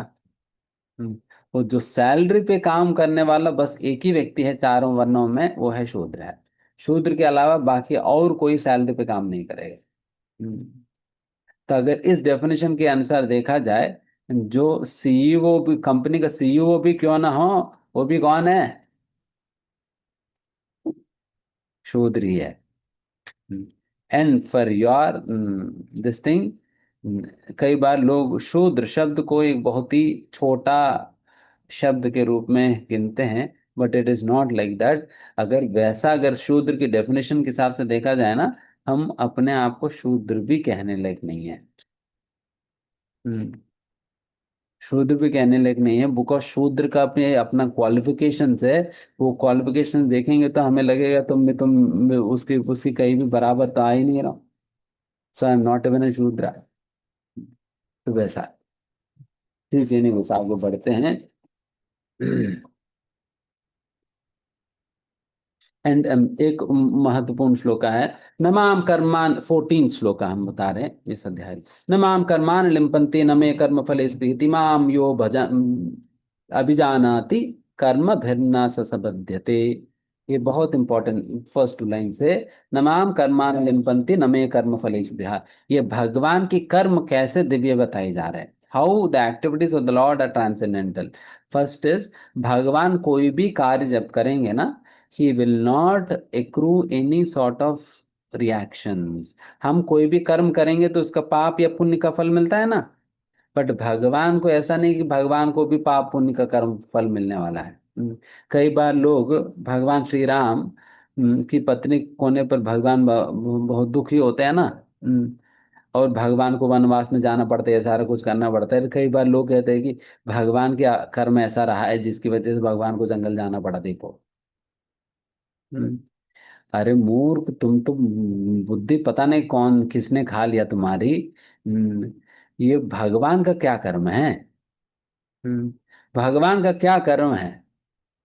भगवान जो कार्य करते हैं उन कार्यों को कर्म नहीं कहा जाता है, भगवान के कार्यों को लीला कहा जाता है। हम्म, लीला और कर्म में ये भेद होता है। कर्म का कर्म फल होता है, लीला का कोई कर्म फल नहीं होता। हम्म, कर्म करने पर हम उस कर्म की प्रभाव से हम शुद्ध या दूषित होते हैं। बट लीला करने पे भगवान कभी भी दूषित नहीं होते। भगवान कभी भी दूषित नहीं होते हैं। जैसे उदाहरण के लिए, भगवान ने माखन चोरी किया, माखन चोरी किया था ना। हम्म, ऐसा नहीं कि भगवान माखन चोरी करने की वजह से भगवान के खाता में पाप लग गया। देखिए, आप 10 घरों में ना 50 बार आपने माखन चोरी किया, 50 बार पाप लग गया तुम्हारे नाम पे। Neighbour. Nor nor that activity, जब हम लोग चोरी करते हैं, हम उस चोरी करने पे हम दूषित हो जाएंगे। हम एक तो पाप लगेगा, एंड दूसरा हमारा चेतना भी दूषित हो जाता है। दोनों प्रकार के परिणाम होते हैं। तो जब भी आप कोई कार्य करते हो, दो प्रकार के परिणाम, एक तो उसकी कर्म फल मिलता है, दूसरा उस कार्य से इधर आप शुद्ध होंगे या नहीं तो आप अशुद्ध होंगे। बट भगवान जब कोई लीला करते हैं, उसका कर्म फल भी नहीं होता है, और भगवान कभी भी कोई कार्यों से दूषित नहीं होता है। इसलिए भगवान माखन चोरी करने के बावजूद भी भगवान कभी भी दूषित नहीं होते हैं। या in other words, Krishna is in turn glorified for his तीवरी। भगवान जो भी थेफ्ट किए थे, जो भी चोरी किए हैं, उसके लिए भगवान की वो ऊपर भजन लिखा जाता है। हम्म, आप कैसे प्रभु जी, हम भी तो बचपन में चोरी किए थे। हम्म, हम भी तो बचपन में चोरी किए थे। बट हमारे हम जो चोरी किया था, हमारे ऊपर किसी ने भजन तो नहीं लिखा। बट भगवान, लेकिन भगवान करें, भगवान के ऊपर एक भजन है, उसका नाम ही चौराष्टकम है। देखिएगा, चौराष्टकम है। उसमें हर हर श्लोका के बाद गाया जाता है, चोराग्रगण्यम शिरसा नमामि। हे चोरों में सबसे श्रेष्ठ चोर है, आपको मैं अपना हाथ जोड़कर प्रणाम कर रहा हूँ।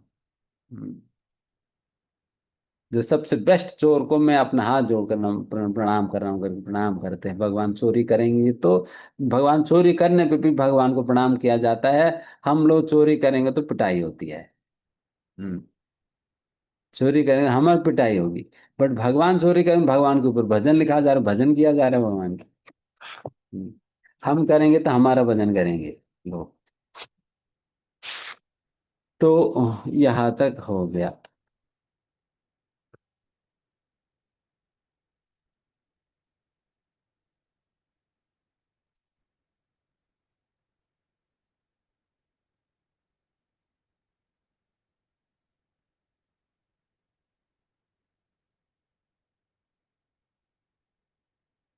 कई सारी महत्वपूर्ण बातें हैं, बट हम थोड़ा सा आगे बढ़ते हैं। देखिए इसमें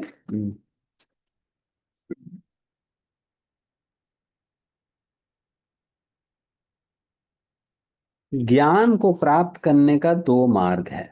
अभी ज्ञान को कैसे प्राप्त किया जाता है उसके विषय में बता रहे हैं। ज्ञान को प्राप्त करने का दो मार्ग है। एक तो यज्ञ करने पे ज्ञान प्राप्त होगा। दूसरा दूसरा गुरु के माध्यम से ज्ञान प्राप्त होगा। एंड यज्ञ के विषय में मैंने कहा पहले भी, कोई भी कार्य आप जो करते हो वो यज्ञ कहलाता है। तो यहाँ पर यज्ञ का मतलब है आप निष्काम कर्म करते हो।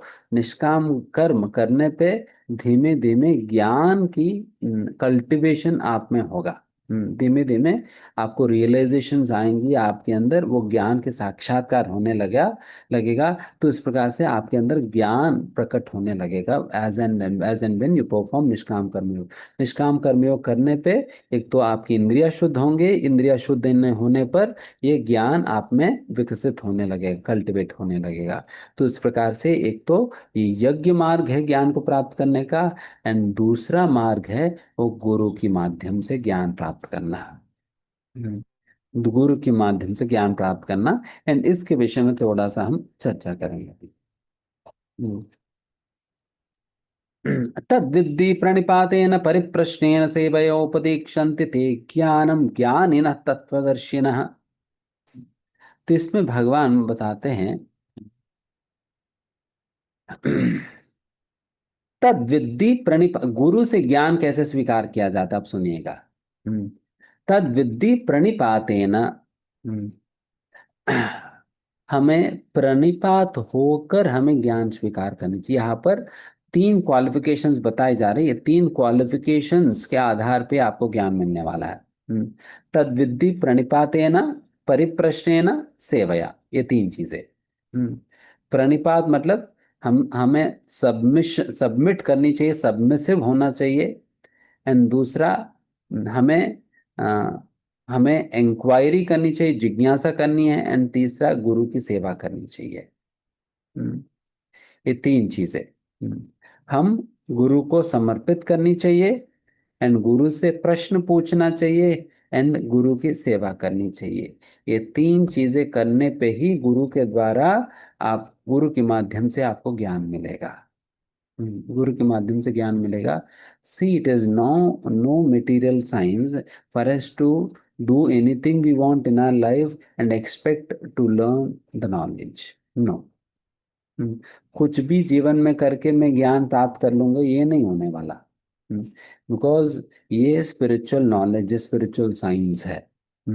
स्पिरिचुअल साइंस है।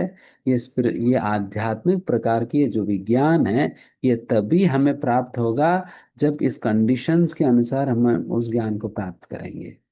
हम्म, उस कंडीशंस को, तो उसके लिए हमें सब मतलब हमें हमें समर्पण करना होगा गुरु के चरणों पे। Unless and until I submit in front of the spiritual master, then I will not gain the knowledge. मैं उनसे ज्ञान स्वीकार नहीं कर पाऊंगा, ज्ञान स्वीकार नहीं कर पाऊंगा। देन अभी पूछ सकते प्रभु जी, अभी ये जो ज्ञान तो ले ही रहे हैं ना। हम्म, ज्ञान तो ले ही रहे हैं ना। बात ये है ना, ये ज्ञान तभी आपको सही में पचेगा जब आप इन तीन चीजों को करेंगे।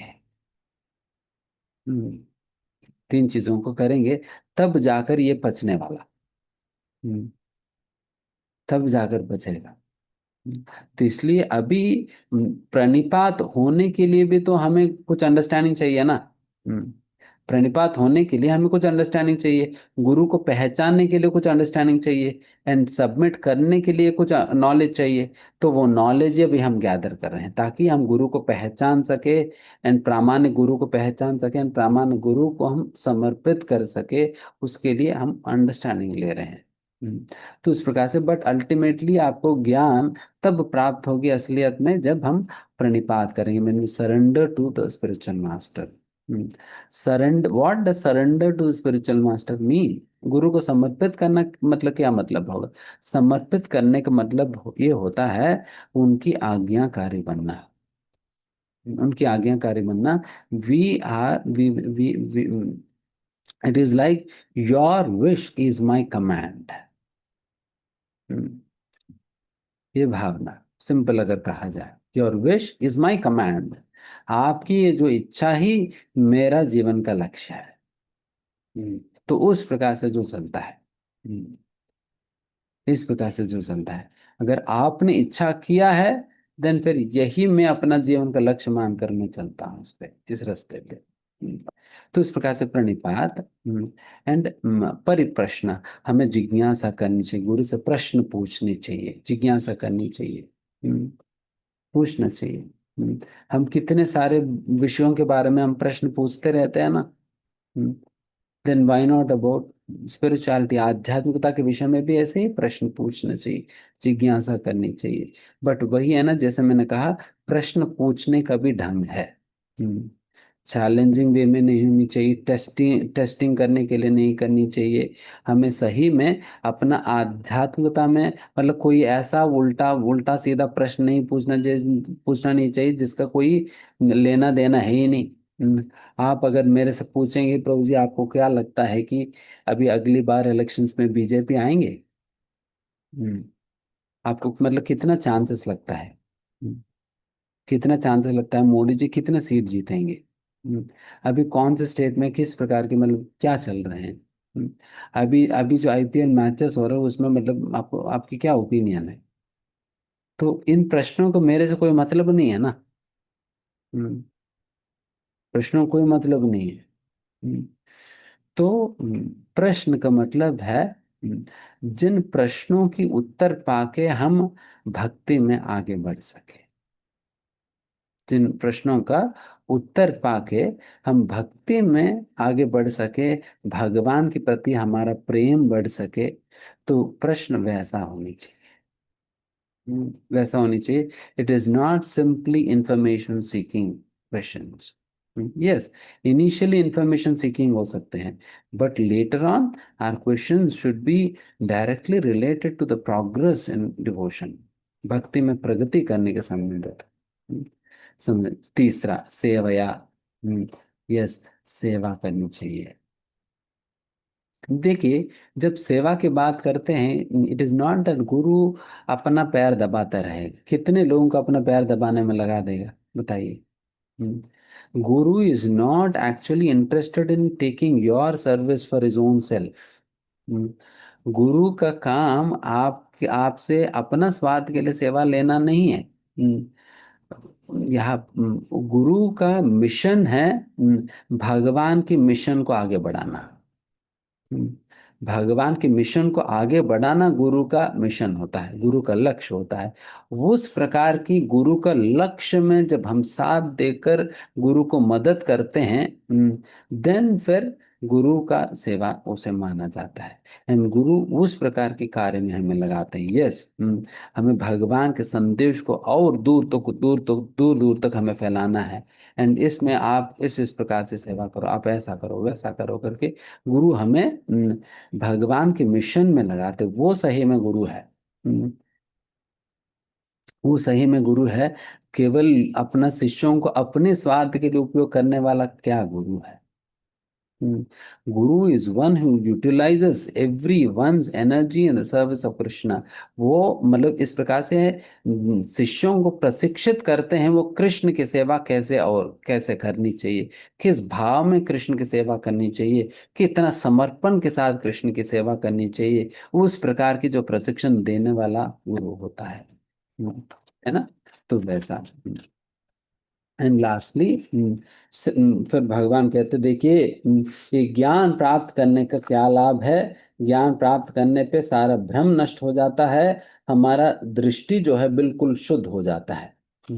बिल्कुल शुद्ध हो जाता है। इसी दृष्टि को हम ज्ञान चक्षु कहते हैं, ज्ञान चक्षु।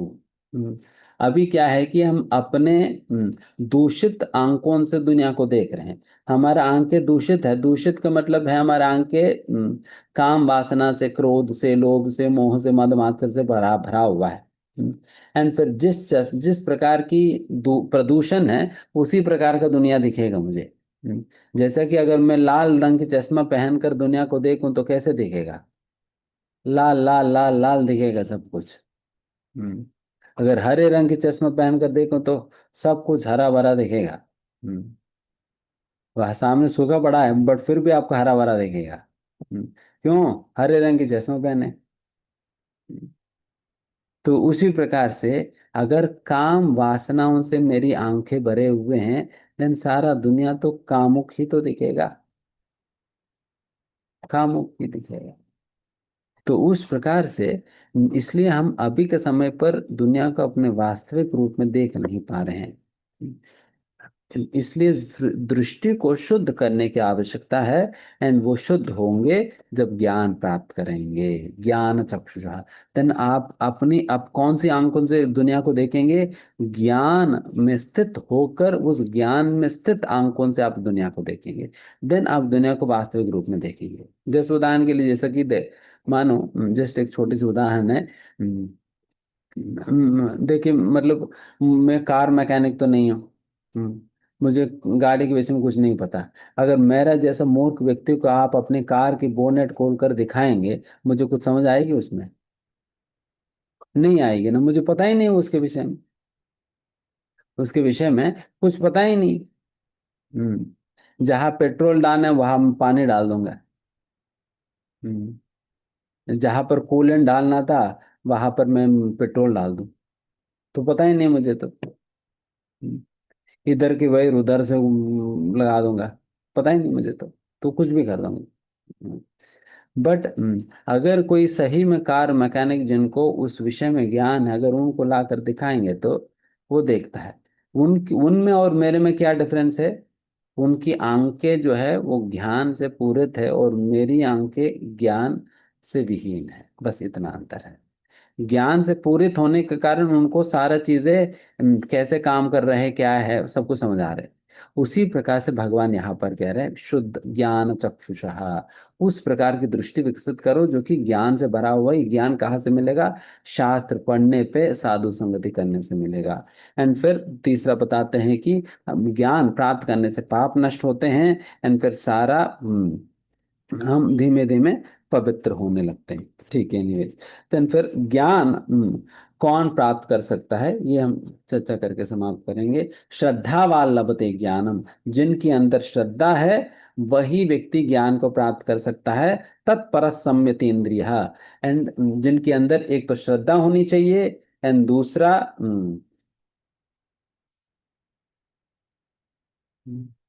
हाँ, तीन चीजें होनी चाहिए तब जाकर व्यक्ति ज्ञान प्राप्त कर पाएगा।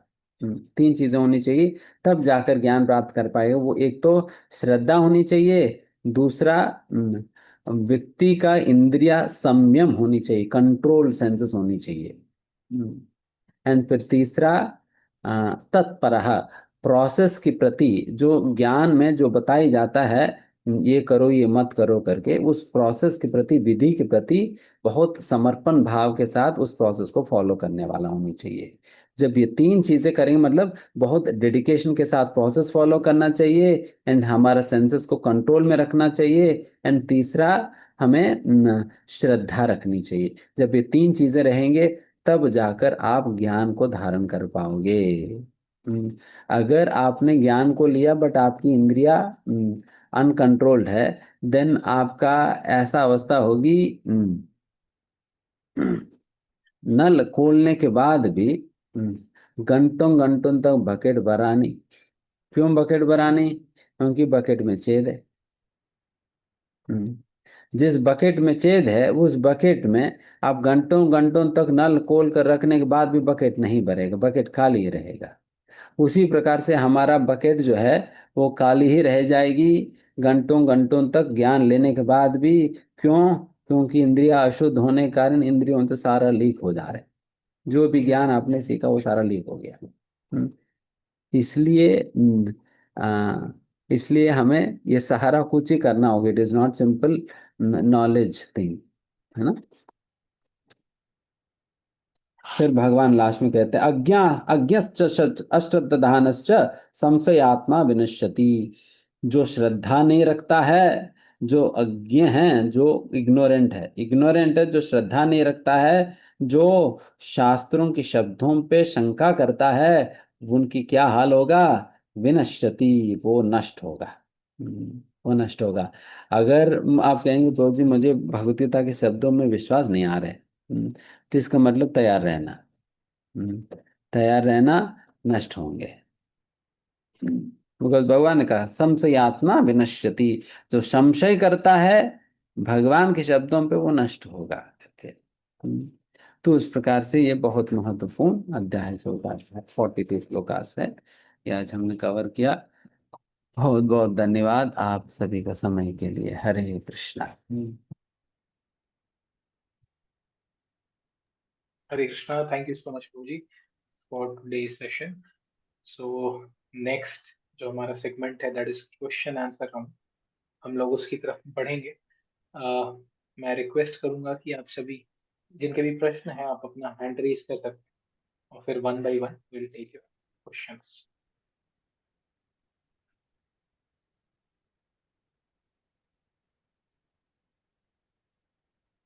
वीपी सिंह प्रभु जी, आप अपने आप को अनम्यूट कीजिए और अपना सवाल पूछिए।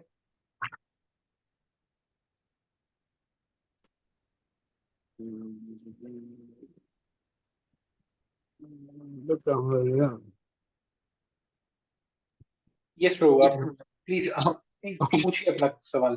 अरे वो म्यूट नहीं हो रहा। आप अनम्यूट हो चुका है प्रभु। अच्छा अच्छा, मैं सर ये जो बताया था कि चार जो करे थे, अध्याय को चार भागों में बांटा था, तो 1 to 4 तो हो गया था भगवान से परंपरा का, और 5 से 10 भी हो गया था भगवान को मतलब होना चाहिए। ये उसके आगे वाले दो मेरे को नहीं पता लगा ये कैसे वो डिवाइड किया था। देखिए आगे 11 से 15 जो है वो भगवान श्री कृष्ण के संबंध में ज्ञान है। भगवान श्री कृष्ण किस प्रकार से सृष्टि करता है और कृष्ण को पाने का विविध मार्ग, जिसमें हमने चार वर्णों के लिए, चार वर्ण, चार आश्रमों के बारे में जो हम बात किए थे ना, वो सारा कुछ उसी से है।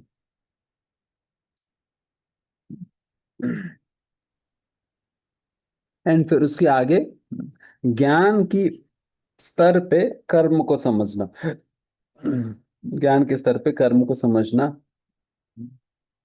ये हम डिटेल में चर्चा तो नहीं कर पाए।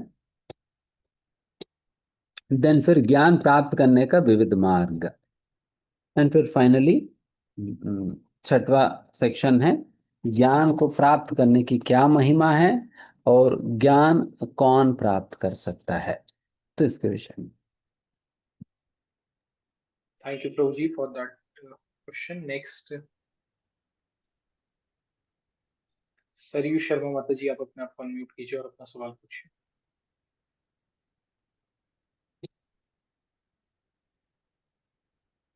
और जी अनम्यूट करना पड़ेगा। Is it okay now? Hare Krishna, Prabhuji. हाँ Prabhuji, my question is that I talked to you day before yesterday about my father's death. So since childhood, I belong to a family that is very religious. We keep Ekadashi, we go to temples, and my father was a life member of ISKCON. And I did continuous chalyas, Mahamrityunjay jobs to save my father. But nothing saved him. So, continuous puja part, nothing saved him.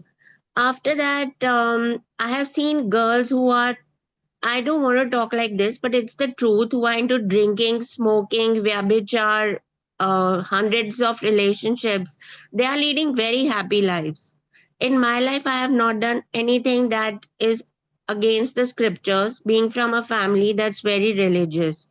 But I had to go through a very painful divorce because I got married to a guy who was a druggie, who was into drugs. So I've lost all faith in God. I don't feel like going to the temple. Although I keep the Ekadashi fast, I go to ISKCON Noida because I live in ISKCON. Yes, So will that faith ever come back, or I will be an atheist? Because I love the scripture, the way you are telling you're from IIT, and I would love to know how you got into spirituality. I mean, to say such a good career in front of you. So how did you get? Then maybe I'll get inspired. Thank you, Prabhuji. Hare Krishna.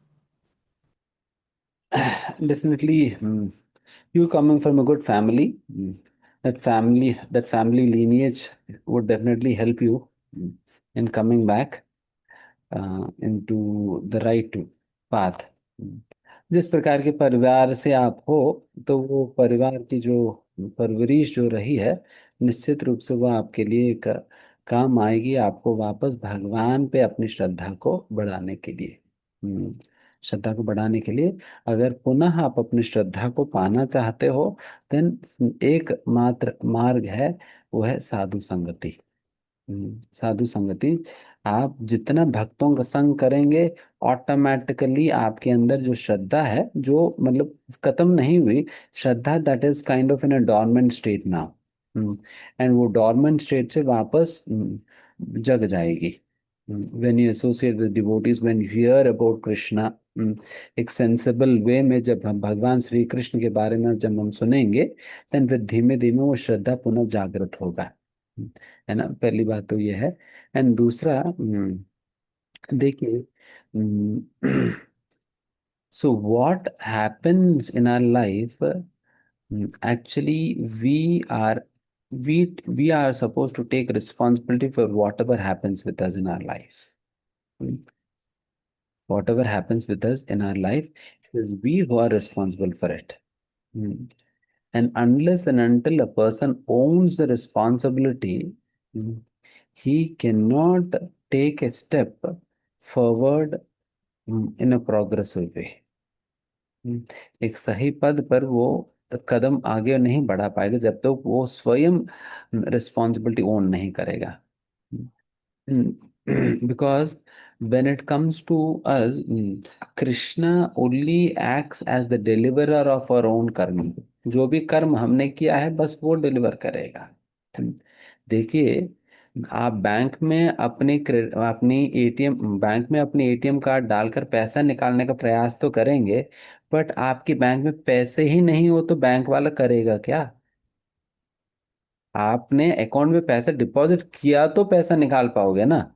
आपने पैसा deposit ही नहीं करा और ATM डालकर आप पैसा निकालने का प्रयास करेंगे, पैसा नहीं निकलने पर बैंक वाले को आप कहेंगे, then that doesn't make any sense.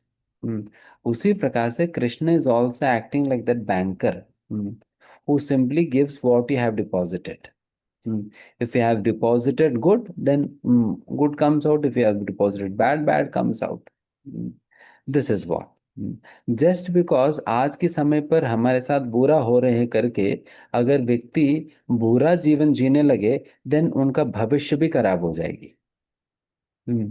Rather अगर भविष्य को सुधारना है, देन अभी के समय पर थोड़ा बहुत कष्ट आने के बावजूद भी हम सही रास्ते पे ही हम सस्टेन करेंगे, देन फिर हमारा आगे का भविष्य कम से कम बेहतर होने लगेगा, है ना। So with that thing you should try to lead a very noble and spiritual life so that at least your future will become bright. है ना। Okay, Hare Krishna. Hare Krishna. Thank you, Mataji, for that question. Next, Riya Prasad Mataji, आप अपने आप को unmute कीजिए और अपना सवाल पूछिए। हरे कृष्णा प्रभु जी। हरे कृष्णा। प्रभु जी, मेरे दो सवाल है। एक छोटा सा सवाल पहला ये है कि आपने जो संप्रदाय बताया, एक ब्रह्मा जी, एक रुद्र जी, और मुझे दो और जानने थे जो मुझे रिमेम्बर नहीं है, मुझे आप बता दीजिएगा। और दूसरा मेरा ये हाँ जी। और दूसरा मेरा यही सवाल था कि जैसे आपने बताया कि people wants to follow Krishna and Krishna ji की जो भी लीलाएं होती है वो कर्म नहीं है, वो लीला है। लेकिन जितने भी लोग फॉलो करना चाहते हैं, they are actually not aware what is the intentions and what is actually a teaching and lessons behind that all the leelas. But they just know like okay उन्होंने शादी की इतनी सारी, लेकिन उनको ये नहीं पता कि उसके पीछे की बैक स्टोरी क्या है। तो मेरा क्वेश्चन ये है कि आज के टाइम पे जैसे हम ग्रेजुएशन करते हैं, स्कूल करते हैं, जो कि हमारा कंपल्शन है, लेकिन भागवतम जो इतनी इंपॉर्टेंट लाइफ टीचिंग्स देता है, और जब भी अगर मुझसे कोई ऐसा क्वेश्चन करता है आके कि अगर इतना ये वैल्यूबल है तो व्हाई इट्स नॉट इंक्लूडेड। जैसे शुरू में हम गुरुकुल भेजते थे हर स्टडीज के लिए, बच्चों को पहले से ही ये ज्ञान मिल जाता था। आज के टाइम पे इतना लिमिटेड क्यों है? मुझे लगता है हर कॉलेज हर स्कूल में ये एक पार्ट होना चाहिए, क्योंकि स्टडीज से ज्यादा लाइव टीचिंग ये देता है। सो मेरा ये क्वेश्चन था। Good good. तो इसमें पहला तो संप्रदाय, एक तो श्री संप्रदाय, दूसरा कुमार संप्रदाय। श्री मतलब लक्ष्मी देवी, लक्ष्मी जी से शुरुआत हुई है श्री संप्रदाय, और कुमार चतुर कुमारों से जो शुरुआत हुई है वो कुमार संप्रदाय है। ये तो संप्रदाय जो मिस आउट किया। एंड दूसरा, definitely as you have said, वो होनी चाहिए हर कॉलेज स्कूल में। सबसे पहला तो गीता भागवत की अध्ययन होनी चाहिए। बाकी फिजिक्स केमिस्ट्री मैथमेटिक्स पढ़े या ना पढ़े, सभी के लिए फिजिक्स से भी ज्यादा काम आने वाली चीज है वो गीता भागवत के ज्ञान है। बिकॉज फिजिक्स केमिस्ट्री तो आपको अपनी पेट भरने के काम आएगी, रोज की रोटी कमाने के काम आ सकता है, बट असलियत में रोज की रोटी खाकर जीना जीना तो पड़ेगा। और फिर वो जीवन जीना कैसे, वो गीता भागवत बताएगी। हम्म, रोटी कमाना साइंस बताएगी, रोटी खाकर करना क्या है गीता भागवत बताएगी। हम्म, अगर रोटी खाकर व्यक्ति सोता रहेगा देन फिर फायदा क्या होगा? तो दिस इज व्हाट, ठीक है, डेफिनेटली दैट इज, वो होनी चाहिए। अगर हम सभी लोग मिलकर अगर प्रयास करें धीमे धीमे, और लोग भगवत गीता के विषय में समझें and फिर और लोग साथ मिलेंगे, देन जब हम सभी लोग मिलेंगे तो देन फिर गवर्नमेंट भी तो एक्सेप्ट करेगी, देन गवर्नमेंट भी एक्सेप्ट करेगी। बट अभी क्या समस्या है कि लोग अपने आप को सनातन धर्म कहते तो है, बट किसी को आइडिया ही नहीं कि सनातन होता क्या है, धर्म होता क्या है। हम्म, उनका अपना स्क्रिप्चर के विषय में भी कोई ज्ञान नहीं है, देन फिर हाउ विल दे एस्टैब्लिश सनातन धर्म?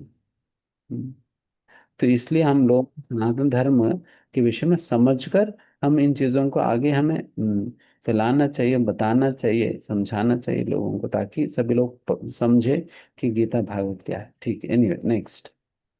Thank you mata ji for Hare that Krishna. Question. Next Santosh. Hare Krishna mata. Santosh Kumar Bhardwaj prabhu, please आप अपने आप को अनम्यूट कीजिए, अपना सवाल पूछें। हरे कृष्णा प्रभु जी। मेरा हरे कृष्ण। मेरा प्रश्न ये था कि ये जो ज्ञान के रास्ते पे जाना है, जिसमें ज्ञान को अर्जित करना है, तो उसको श्रद्धा विश्वास को कैसे बढ़ाएं? मतलब कृष्ण के प्रति कैसे अपनी भावनाओं को जो है उनको उनके ऊपर ट्रस्ट करें। इसमें थोड़ा सा कंफ्यूजन रहता है कि हम क्या काम करें ताकि हमारा जो है वो विश्वास बढ़े। हरे कृष्ण प्रभु जी। श्रद्धा बढ़ने का कुछ उपाय मैं बताता हूँ। एक तो साधु संग करे। हम्म, जिन लोगों का अटूट श्रद्धा है भगवान पे, वैसा साधुओं के संग करने पे हमारा श्रद्धा बढ़ेगा। बिकॉज फिर ये श्रद्धा ये कंटेजियस है, वो ट्रांसफर होगा। एंड दूसरा, आप जिस प्रकार से कोई भी व्यापार आप इन्वेस्टमेंट करने पे देन फिर धीमे धीमे वो व्यापार बढ़ता है, तो देन फिर आपकी कैपिटल कैपिटल भी बढ़ता जाएगा। उसी प्रकार से सबसे पहला आप एक श्रद्धा, थोड़ी सी श्रद्धा भगवान पे इन्वेस्ट करके आप ये व्यापार शुरू करो। मतलब भगवान की भक्ति शुरू करो, थोड़ा सा श्रद्धा इन्वेस्ट करके भगवान की भक्ति शुद्ध शुरू करो। एंड जिस प्रकार से व्यापार बढ़ने पे देन फिर आपको ऑटोमेटिकली वो कैपिटल अमाउंट बढ़ता है, वैसे ही जो आपने इन्वेस्ट किया है छोटा सा श्रद्धा, वो श्रद्धा भी भक्ति के साथ साथ धीमे धीमे और बढ़ता जाएगा। तो इसलिए एक तो साधु संगति करने से बढ़ेगा, दूसरा भक्ति करने से भी श्रद्धा बढ़ेगा। एंड तीसरा शास्त्रों के अध्ययन करने पे। जब शास्त्रों का अध्ययन करेंगे देन आपको अनेक प्रकार की लॉजिक्स, आर्ग्यूमेंट्स, रीजनिंग्स, प्रमाण इत्यादि मिलेंगे। इन सारे चीजें मिलने की वजह से देन फिर आपके अंदर उस स्टेटमेंट्स के प्रति, उस कंक्लूजन्स के प्रति आपकी श्रद्धा और बढ़ेगा। एंड अल्टीमेटली रियलिटी में श्रद्धा तब बढ़ेगी जब आपकी हृदय जो है वो शुद्ध होने लगेगा। भक्ति कर करके आपकी हृदय शुद्ध होगा देन फिर श्रद्धा बढ़ेगी। है ना? तो ये सारा चीजें करिएगा। हरे Krishna. Thank you, Prabhuji, for that question. Next, Madhu Mata जी, मधु मालती माता जी, आप अपने आप को अनम्यूट कीजिए, अपना सवाल पूछ सकते हैं। हरे कृष्णा प्रभु जी। प्रभु जी, मेरा डिवीजन वाला वो मतलब कि कितने से कितने श्लोक तक वाला है वही छूट गया है। उसको एक बार बताने की कृपा करें। डिवीजन ना, डिवीजन नहीं था। हाँ, वो जो माने श्लोक का जो डिवीजन हुआ है 42 श्लोक का। वो डिवीजन में भी फोटो खिंचवा कर आप लोगों को भिजवा देंगे ताकि मतलब क्लियरली मिल जाए। मतलब आपको प्रॉपरली रिटर्न मैसेज में भिजवा देंगे आपको। अच्छा, जी जी प्रभु, तो बहुत कृपा होगी। नोट्स में भी माता जी वो चीज हाईलाइट हो जाएगी तो आप उसको। हाँ, सुधा माता जी, आप अपने आप को अनम्यूट कीजिए। हरे कृष्णा प्रभु जी। जैसे कि मेरा क्वेश्चन ये था कि जैसे कि हम सभी परमात्मा के अंश होता है, हम सभी जीव आत्मा हैं, लेकिन जब किसी की सडन डेथ हो जाती है, मतलब हमने एक्सपेक्ट भी नहीं किया होता है कि वो इंसान अचानक से चला जाता है, कि तो वो मरने के बाद क्या इसी पृथ्वी पे रहते हैं या फिर वो कहीं मतलब उनका कहीं जन्म हो जाता है या फिर भगवान में विलीन हो जाते हैं, क्या होता है उनके, या अपने परिवारजनों को देखते रहते हैं? ये रहस्य 8वां अध्याय में बोलेगा। ओके। वहां पर मरने के बाद कौन कहाँ जाएंगे, किस प्रकार की शरीर मिलेगा, किनको नरक भेजा जाएगी, किनको स्वर्ग भेजा जाएगी, किनको कुत्ता का शरीर मिलेगा, किसी को बिल्ली का शरीर मिलेगा, किसी को मनुष्य का शरीर मिलेगा। तो सारा कुछ 8वां अध्याय में बताएंगे। ओके, बाकी मेरा एक प्रश्न ये भी था कि चैनल जैसे डिवाइड किया है भगवान जी ने, तो जो चैनल जैसे परंपरा के अनुसार ही हमें नॉलेज गेन करनी चाहिए, तो हमें कैसे पता लगेगा कि ये सही है ये गलत है? तो इसके लिए शास्त्र अगर पढ़ना है तो उसके लिए हमें अगर कोई संस्कृत भाषा नहीं आती है, या फिर कैसे उसको डीपली समझ सकेंगे हम? देखिए, सबसे पहले किसी को प्रामाणिक किसी को गलत पहचानने के लिए भी ज्ञान चाहिए। ज्ञान होने पर ही आप ओके। सही गलत में व्यत्यास भी कर पाओगे। एंड वो इनिशियल नॉलेज जो है इस प्रकार के साधु संगति का सत्र में ही आपको प्राप्त होगा। साधु संगति के सत्र में प्राप्त होगा। एंड इसलिए भगवान ने जो 4 यूनिवर्सिटीज बनाए हैं, देन फिर उस यूनिवर्सिटीज में जाकर आप ज्ञान लीजिएगा। देन फिर आपको इस प्रकार की बहुत ज्यादा टेस्टिंग वेस्टिंग करने का जरूरत पड़े बिना आप ज्ञान लेना शुरू कर सकते हो। बिकॉज भगवान ने टेस्ट हुआ है करके तभी तो उन्होंने ऑथराइज किया है, वो अथेंटिकेट किया हुआ है उन चीजों को। ठीक है। Thank you mata ji. Already 9:30 हो गए हैं। स्टिल वंदना माता जी, आप अनम्यूट करके पूछिए अपना सवाल। अनम्यूट करना पड़ेगा। हाँ, अभी हरे कृष्णा प्रभु जी, दंडवत प्रणाम। हम्म, क्या मेरी आवाज आ रही है? हाँ, अरे अरे हाँ, और मैं क्षमा भी चाहती हूँ प्रभु जी, मैं बहुत गलतियां कर रही हूँ, टाइमिंग में होती नहीं हूँ और कैमरा नहीं ऑन कर पाती हूँ, कुछ ऐसी मजबूरियां हैं, इसके लिए मैं बहुत माफी मांग रही हूँ, लेकिन मैं कनेक्शन में रह कोशिश करती हूँ कि कनेक्शन में रहूँ प्रभु जी। प्रभु जी, मेरा सवाल ये था कि मेरे मन में ये विचार बार बार उठता है कि ईश्वर की जो अवतार हैं वो सिर्फ भारत भूमि पर ही हुए हैं या अपने और भी जगहों पर हुए हैं? मतलब हम, ये सवाल मेरे को कई बार आता है मन में। तो मेरा जो नॉलेज है वो बहुत सीमित है। मैं तो सिर्फ जीसस क्राइस्ट को जानती हूँ और एक दो और हैं, पैगंबर हैं। पर जो रूप मैं कृष्ण भगवान का देखती हूँ, उसमें आप किसी भी जीवन के किसी भी अंश में जाइए तो कृष्ण भगवान का वो रूप मिलता है हमें। आप मतलब बचपन देखना है, विवाह देखना है, या मतलब साधु संगति, हर रूप भगवान में दिखता है। ऐसा मेरे नॉलेज में कहीं नहीं आता कि शायद कोई और ईश्वर कहीं हो, लेकिन फिर भी मुझे ये कौतूहल है मन में कि क्या किसी और धरती पर भी ईश्वर ने अवतार लिया है हमारी भारत भूमि के अलावा, और हाँ तो क्यों नहीं। हरे कृष्ण, चैतन्य भक्त। भगवान ऐसा नहीं कि केवल भारत में ही प्रकट हुए हैं, कई ऐसा अवतार है जो कि पूरा पृथ्वी से भी बाहर प्रकट हुआ है। जैसे उदाहरण के लिए वराह अवतार की प्राकट्य ये ब्रह्मलोक में हुई है। हम्म, वराह भगवान की जो प्राकट्य है ये ब्रह्मलोक में हुआ है। उसी प्रकार से उसी प्रकार से वामन, स्वर्ग, एंड तो इस प्रकार से विभिन्न विभिन्न अवतार है, हम्म, जो कि विभिन्न स्थानों में उनकी प्राकट्य हुई है। ऐसा नहीं कि सारा केवल इस पृथ्वी पर ही हुए हैं, रादर विभिन्न लोकों में भगवान की प्राकट्य हुआ है। And definitely Krishna is not confined to so called India,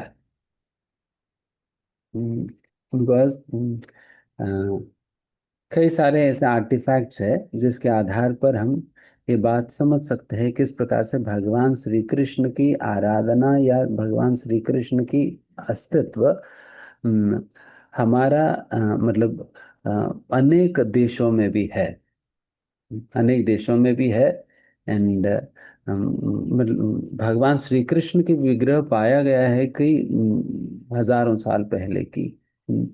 and Ramayan को पूरा चित्र लिखे, पूरा कार्विंग्स है के मतलब केव्स पे हजारों साल पहले की, नॉट भारत में नहीं, बाहर। तो इस प्रकार से अनेक प्रकार के प्रमाण हैं। तो वैसा आपको इंटरनेट में भी काफी कुछ इसके संबंधित मिलता है ना। तो इसलिए वैसे कन्फाइंड नहीं है। एंड कई ऐसे सेक्शंस है, कई ऐसा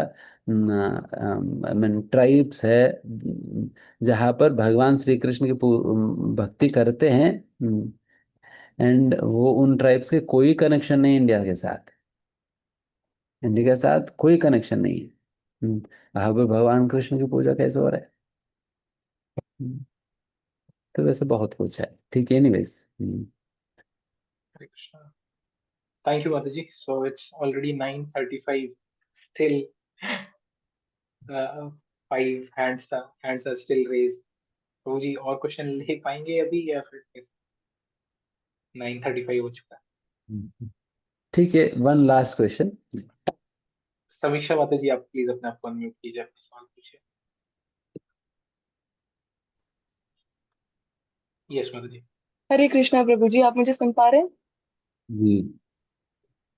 प्रभु जी, मैं पिछले साल तक इतना ज्यादा स्पिरिचुअल नहीं थी, पर इस साल मेरे को मेरे कॉलेज में पता चला कि भगवत गीता करके कोर्स है, तो मैंने वो लिया था। और उसके बाद मुझे काफी इंटरेस्ट आया, मुझे अच्छा लगा, मेरे को अच्छा फील होता था। फिर मैं इस्कॉन के साथ भी जुड़ी, मैंने भगवत गीता पढ़ना स्टार्ट किया उसके बारे में। और हर दिन क्या कहते हैं, मैं कोशिश करती हूँ नाम जप करूँ। कभी कभी छूट जाता है, पर काफी कोशिश करती हूँ। और बहुत सारी दिक्कतें भी आती हैं, पर मैं हमेशा ये सोचने का प्रयास करती हूँ कि जो होता है अच्छे के लिए होता है, और बाद में अच्छा होता भी है। तो फिर होता है ना कि after a long period of time it all starts making sense to you कि ठीक है, वो क्यों हुआ था ऐसा। और अभी रिसेंटली संडे को मेरे बिलव्ड पेट की, डॉग की डेथ हो गई। और काफी पेनफुल डेथ थी और काफी अनटाइमली डेथ थी। तो मतलब मैं समझ नहीं पा रही हूँ और कोप नहीं कर पा रही हूँ। मैं सोचती हूँ अब मतलब इसमें क्या गुड सोचूं मैं, कैसे फेथ बनाए रखूं, क्योंकि मैं हर दिन यही प्रार्थना करती थी वो ठीक हो जाए, ठीक हो जाए, ठीक हो जाए। फिर अब मुझे समझ नहीं आता वो मेरी गलती थी, कर्मा था, क्या था। मैं how should I cope with this? How should I try to make sense out of this? Because I'm trying a lot, it's just not happening. Definitely, it happens, especially when something goes away which we are attached to. जिससे हम attached है, अगर वो चीज़ हमसे ले लिया जाता है तो then definitely it pains or it pinches us. And जब दर्द होता है then फिर दिमाग काम नहीं करता. See, मतलब वो मुझे सच ही नहीं लगता है कि ये हुआ। ये बहुत इतना अनएक्सपेक्टेड था कि मतलब पता नहीं, मुझे रियलिटी ही नहीं लगती, तो काफी मुश्किल है। मुझे समझ ही नहीं आ रहा मैं कैसे निकलूं उससे बाहर। see,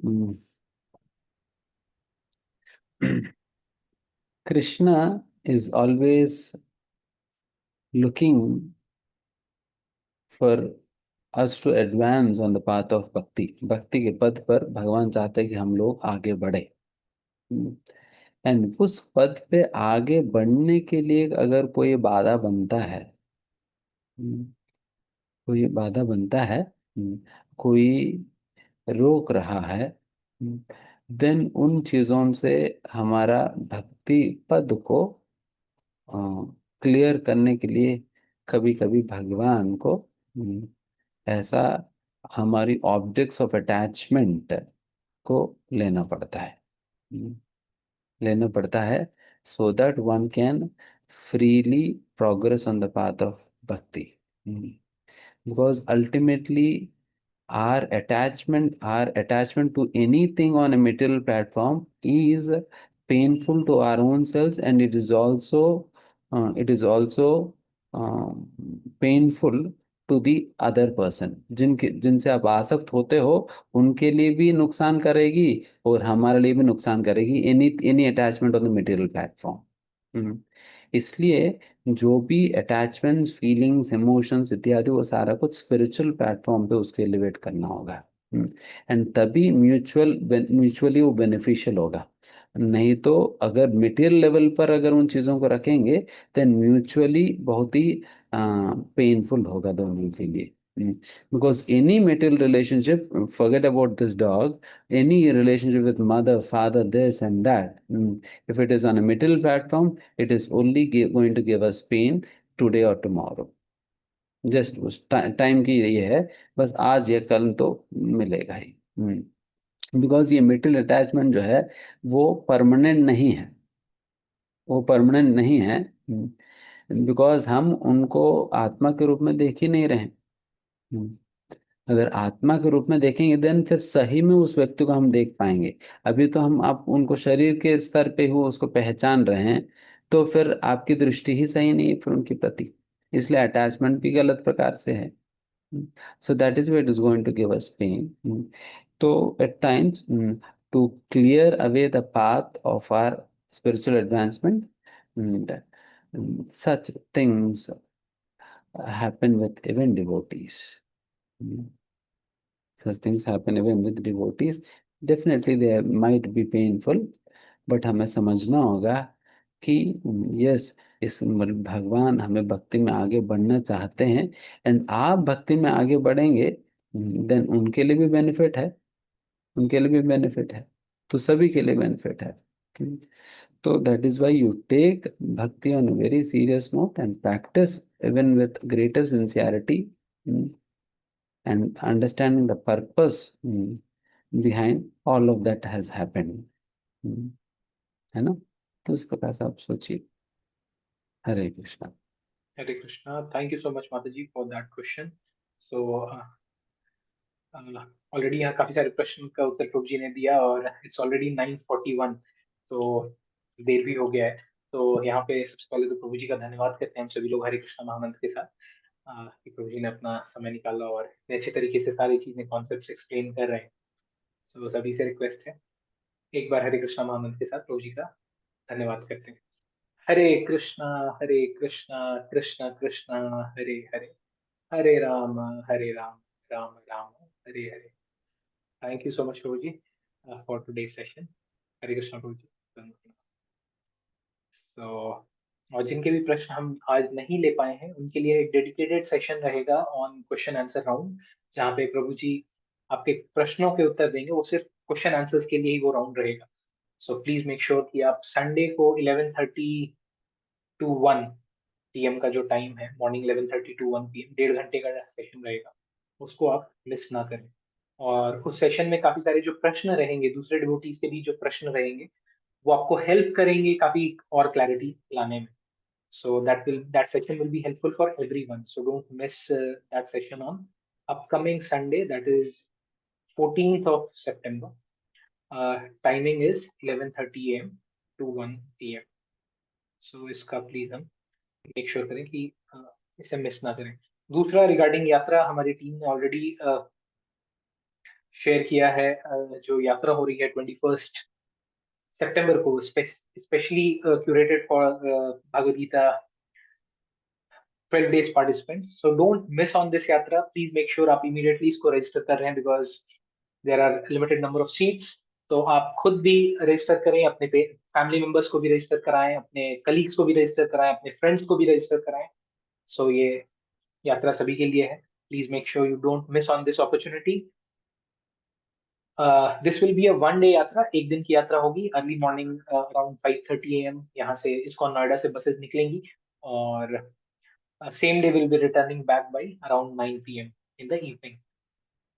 So यात्रा की जो लक्ष्मी है उसमें आपका ट्रैवल कॉस्टिंग, आपका प्रसाद, तीनों टाइम का प्रसाद, वो सारी चीजें इंक्लूडेड रहेंगी। So ये कुछ अनाउंसमेंट्स थे, ठीक है। So यहाँ पे फिर हम आज के सत्र को, प्रियांश प्रभु कुछ आपका स्पेसिफिक प्रश्न है तो आप, आपने हैंड रेज किया हुआ था, तो मे बी हम लोग विधान चंद्र प्रभु जी का जो नेक्स्ट सेशन रहेगा उसमें हम आपका प्रश्न ले लेंगे, जो Q&A राउंड है, ठीक है। सो ऑल्सो जो डेली क्विज है, daily quiz is already prepared. Let me share the daily quiz link over here. तो डेली क्विज का लिंक मैं यहाँ पे शेयर कर रहा हूँ। इसके अलावा आपके जो व्हाट्सएप, रिस्पेक्टिव व्हाट्सएप ग्रुप है, उसमें भी हमारी टीम इस डेली क्विज का लिंक शेयर करेगी। So please make sure that आप सभी लोग डेली क्विजेज में पार्टिसिपेट कर रहे हैं, है ना, because this is a certification based course and minimum 7 quizzes में आपने participate करना है in order to be eligible for the certificates, ठीक है। So thank you so much for joining, thank you all for your time। आप सभी लोगों के लिए एक बार हरे कृष्णा महामंत्र के साथ हम लोग ये आज के सत्र को यहाँ पे विराम देते हैं। हरे कृष्णा कृष्ण कृष्णा हरे हरे, हरे Ram. Thank you, good night, take care, Shri Prabhupada की जय। We'll meet tomorrow at 7:15 PM. Hare Krishna.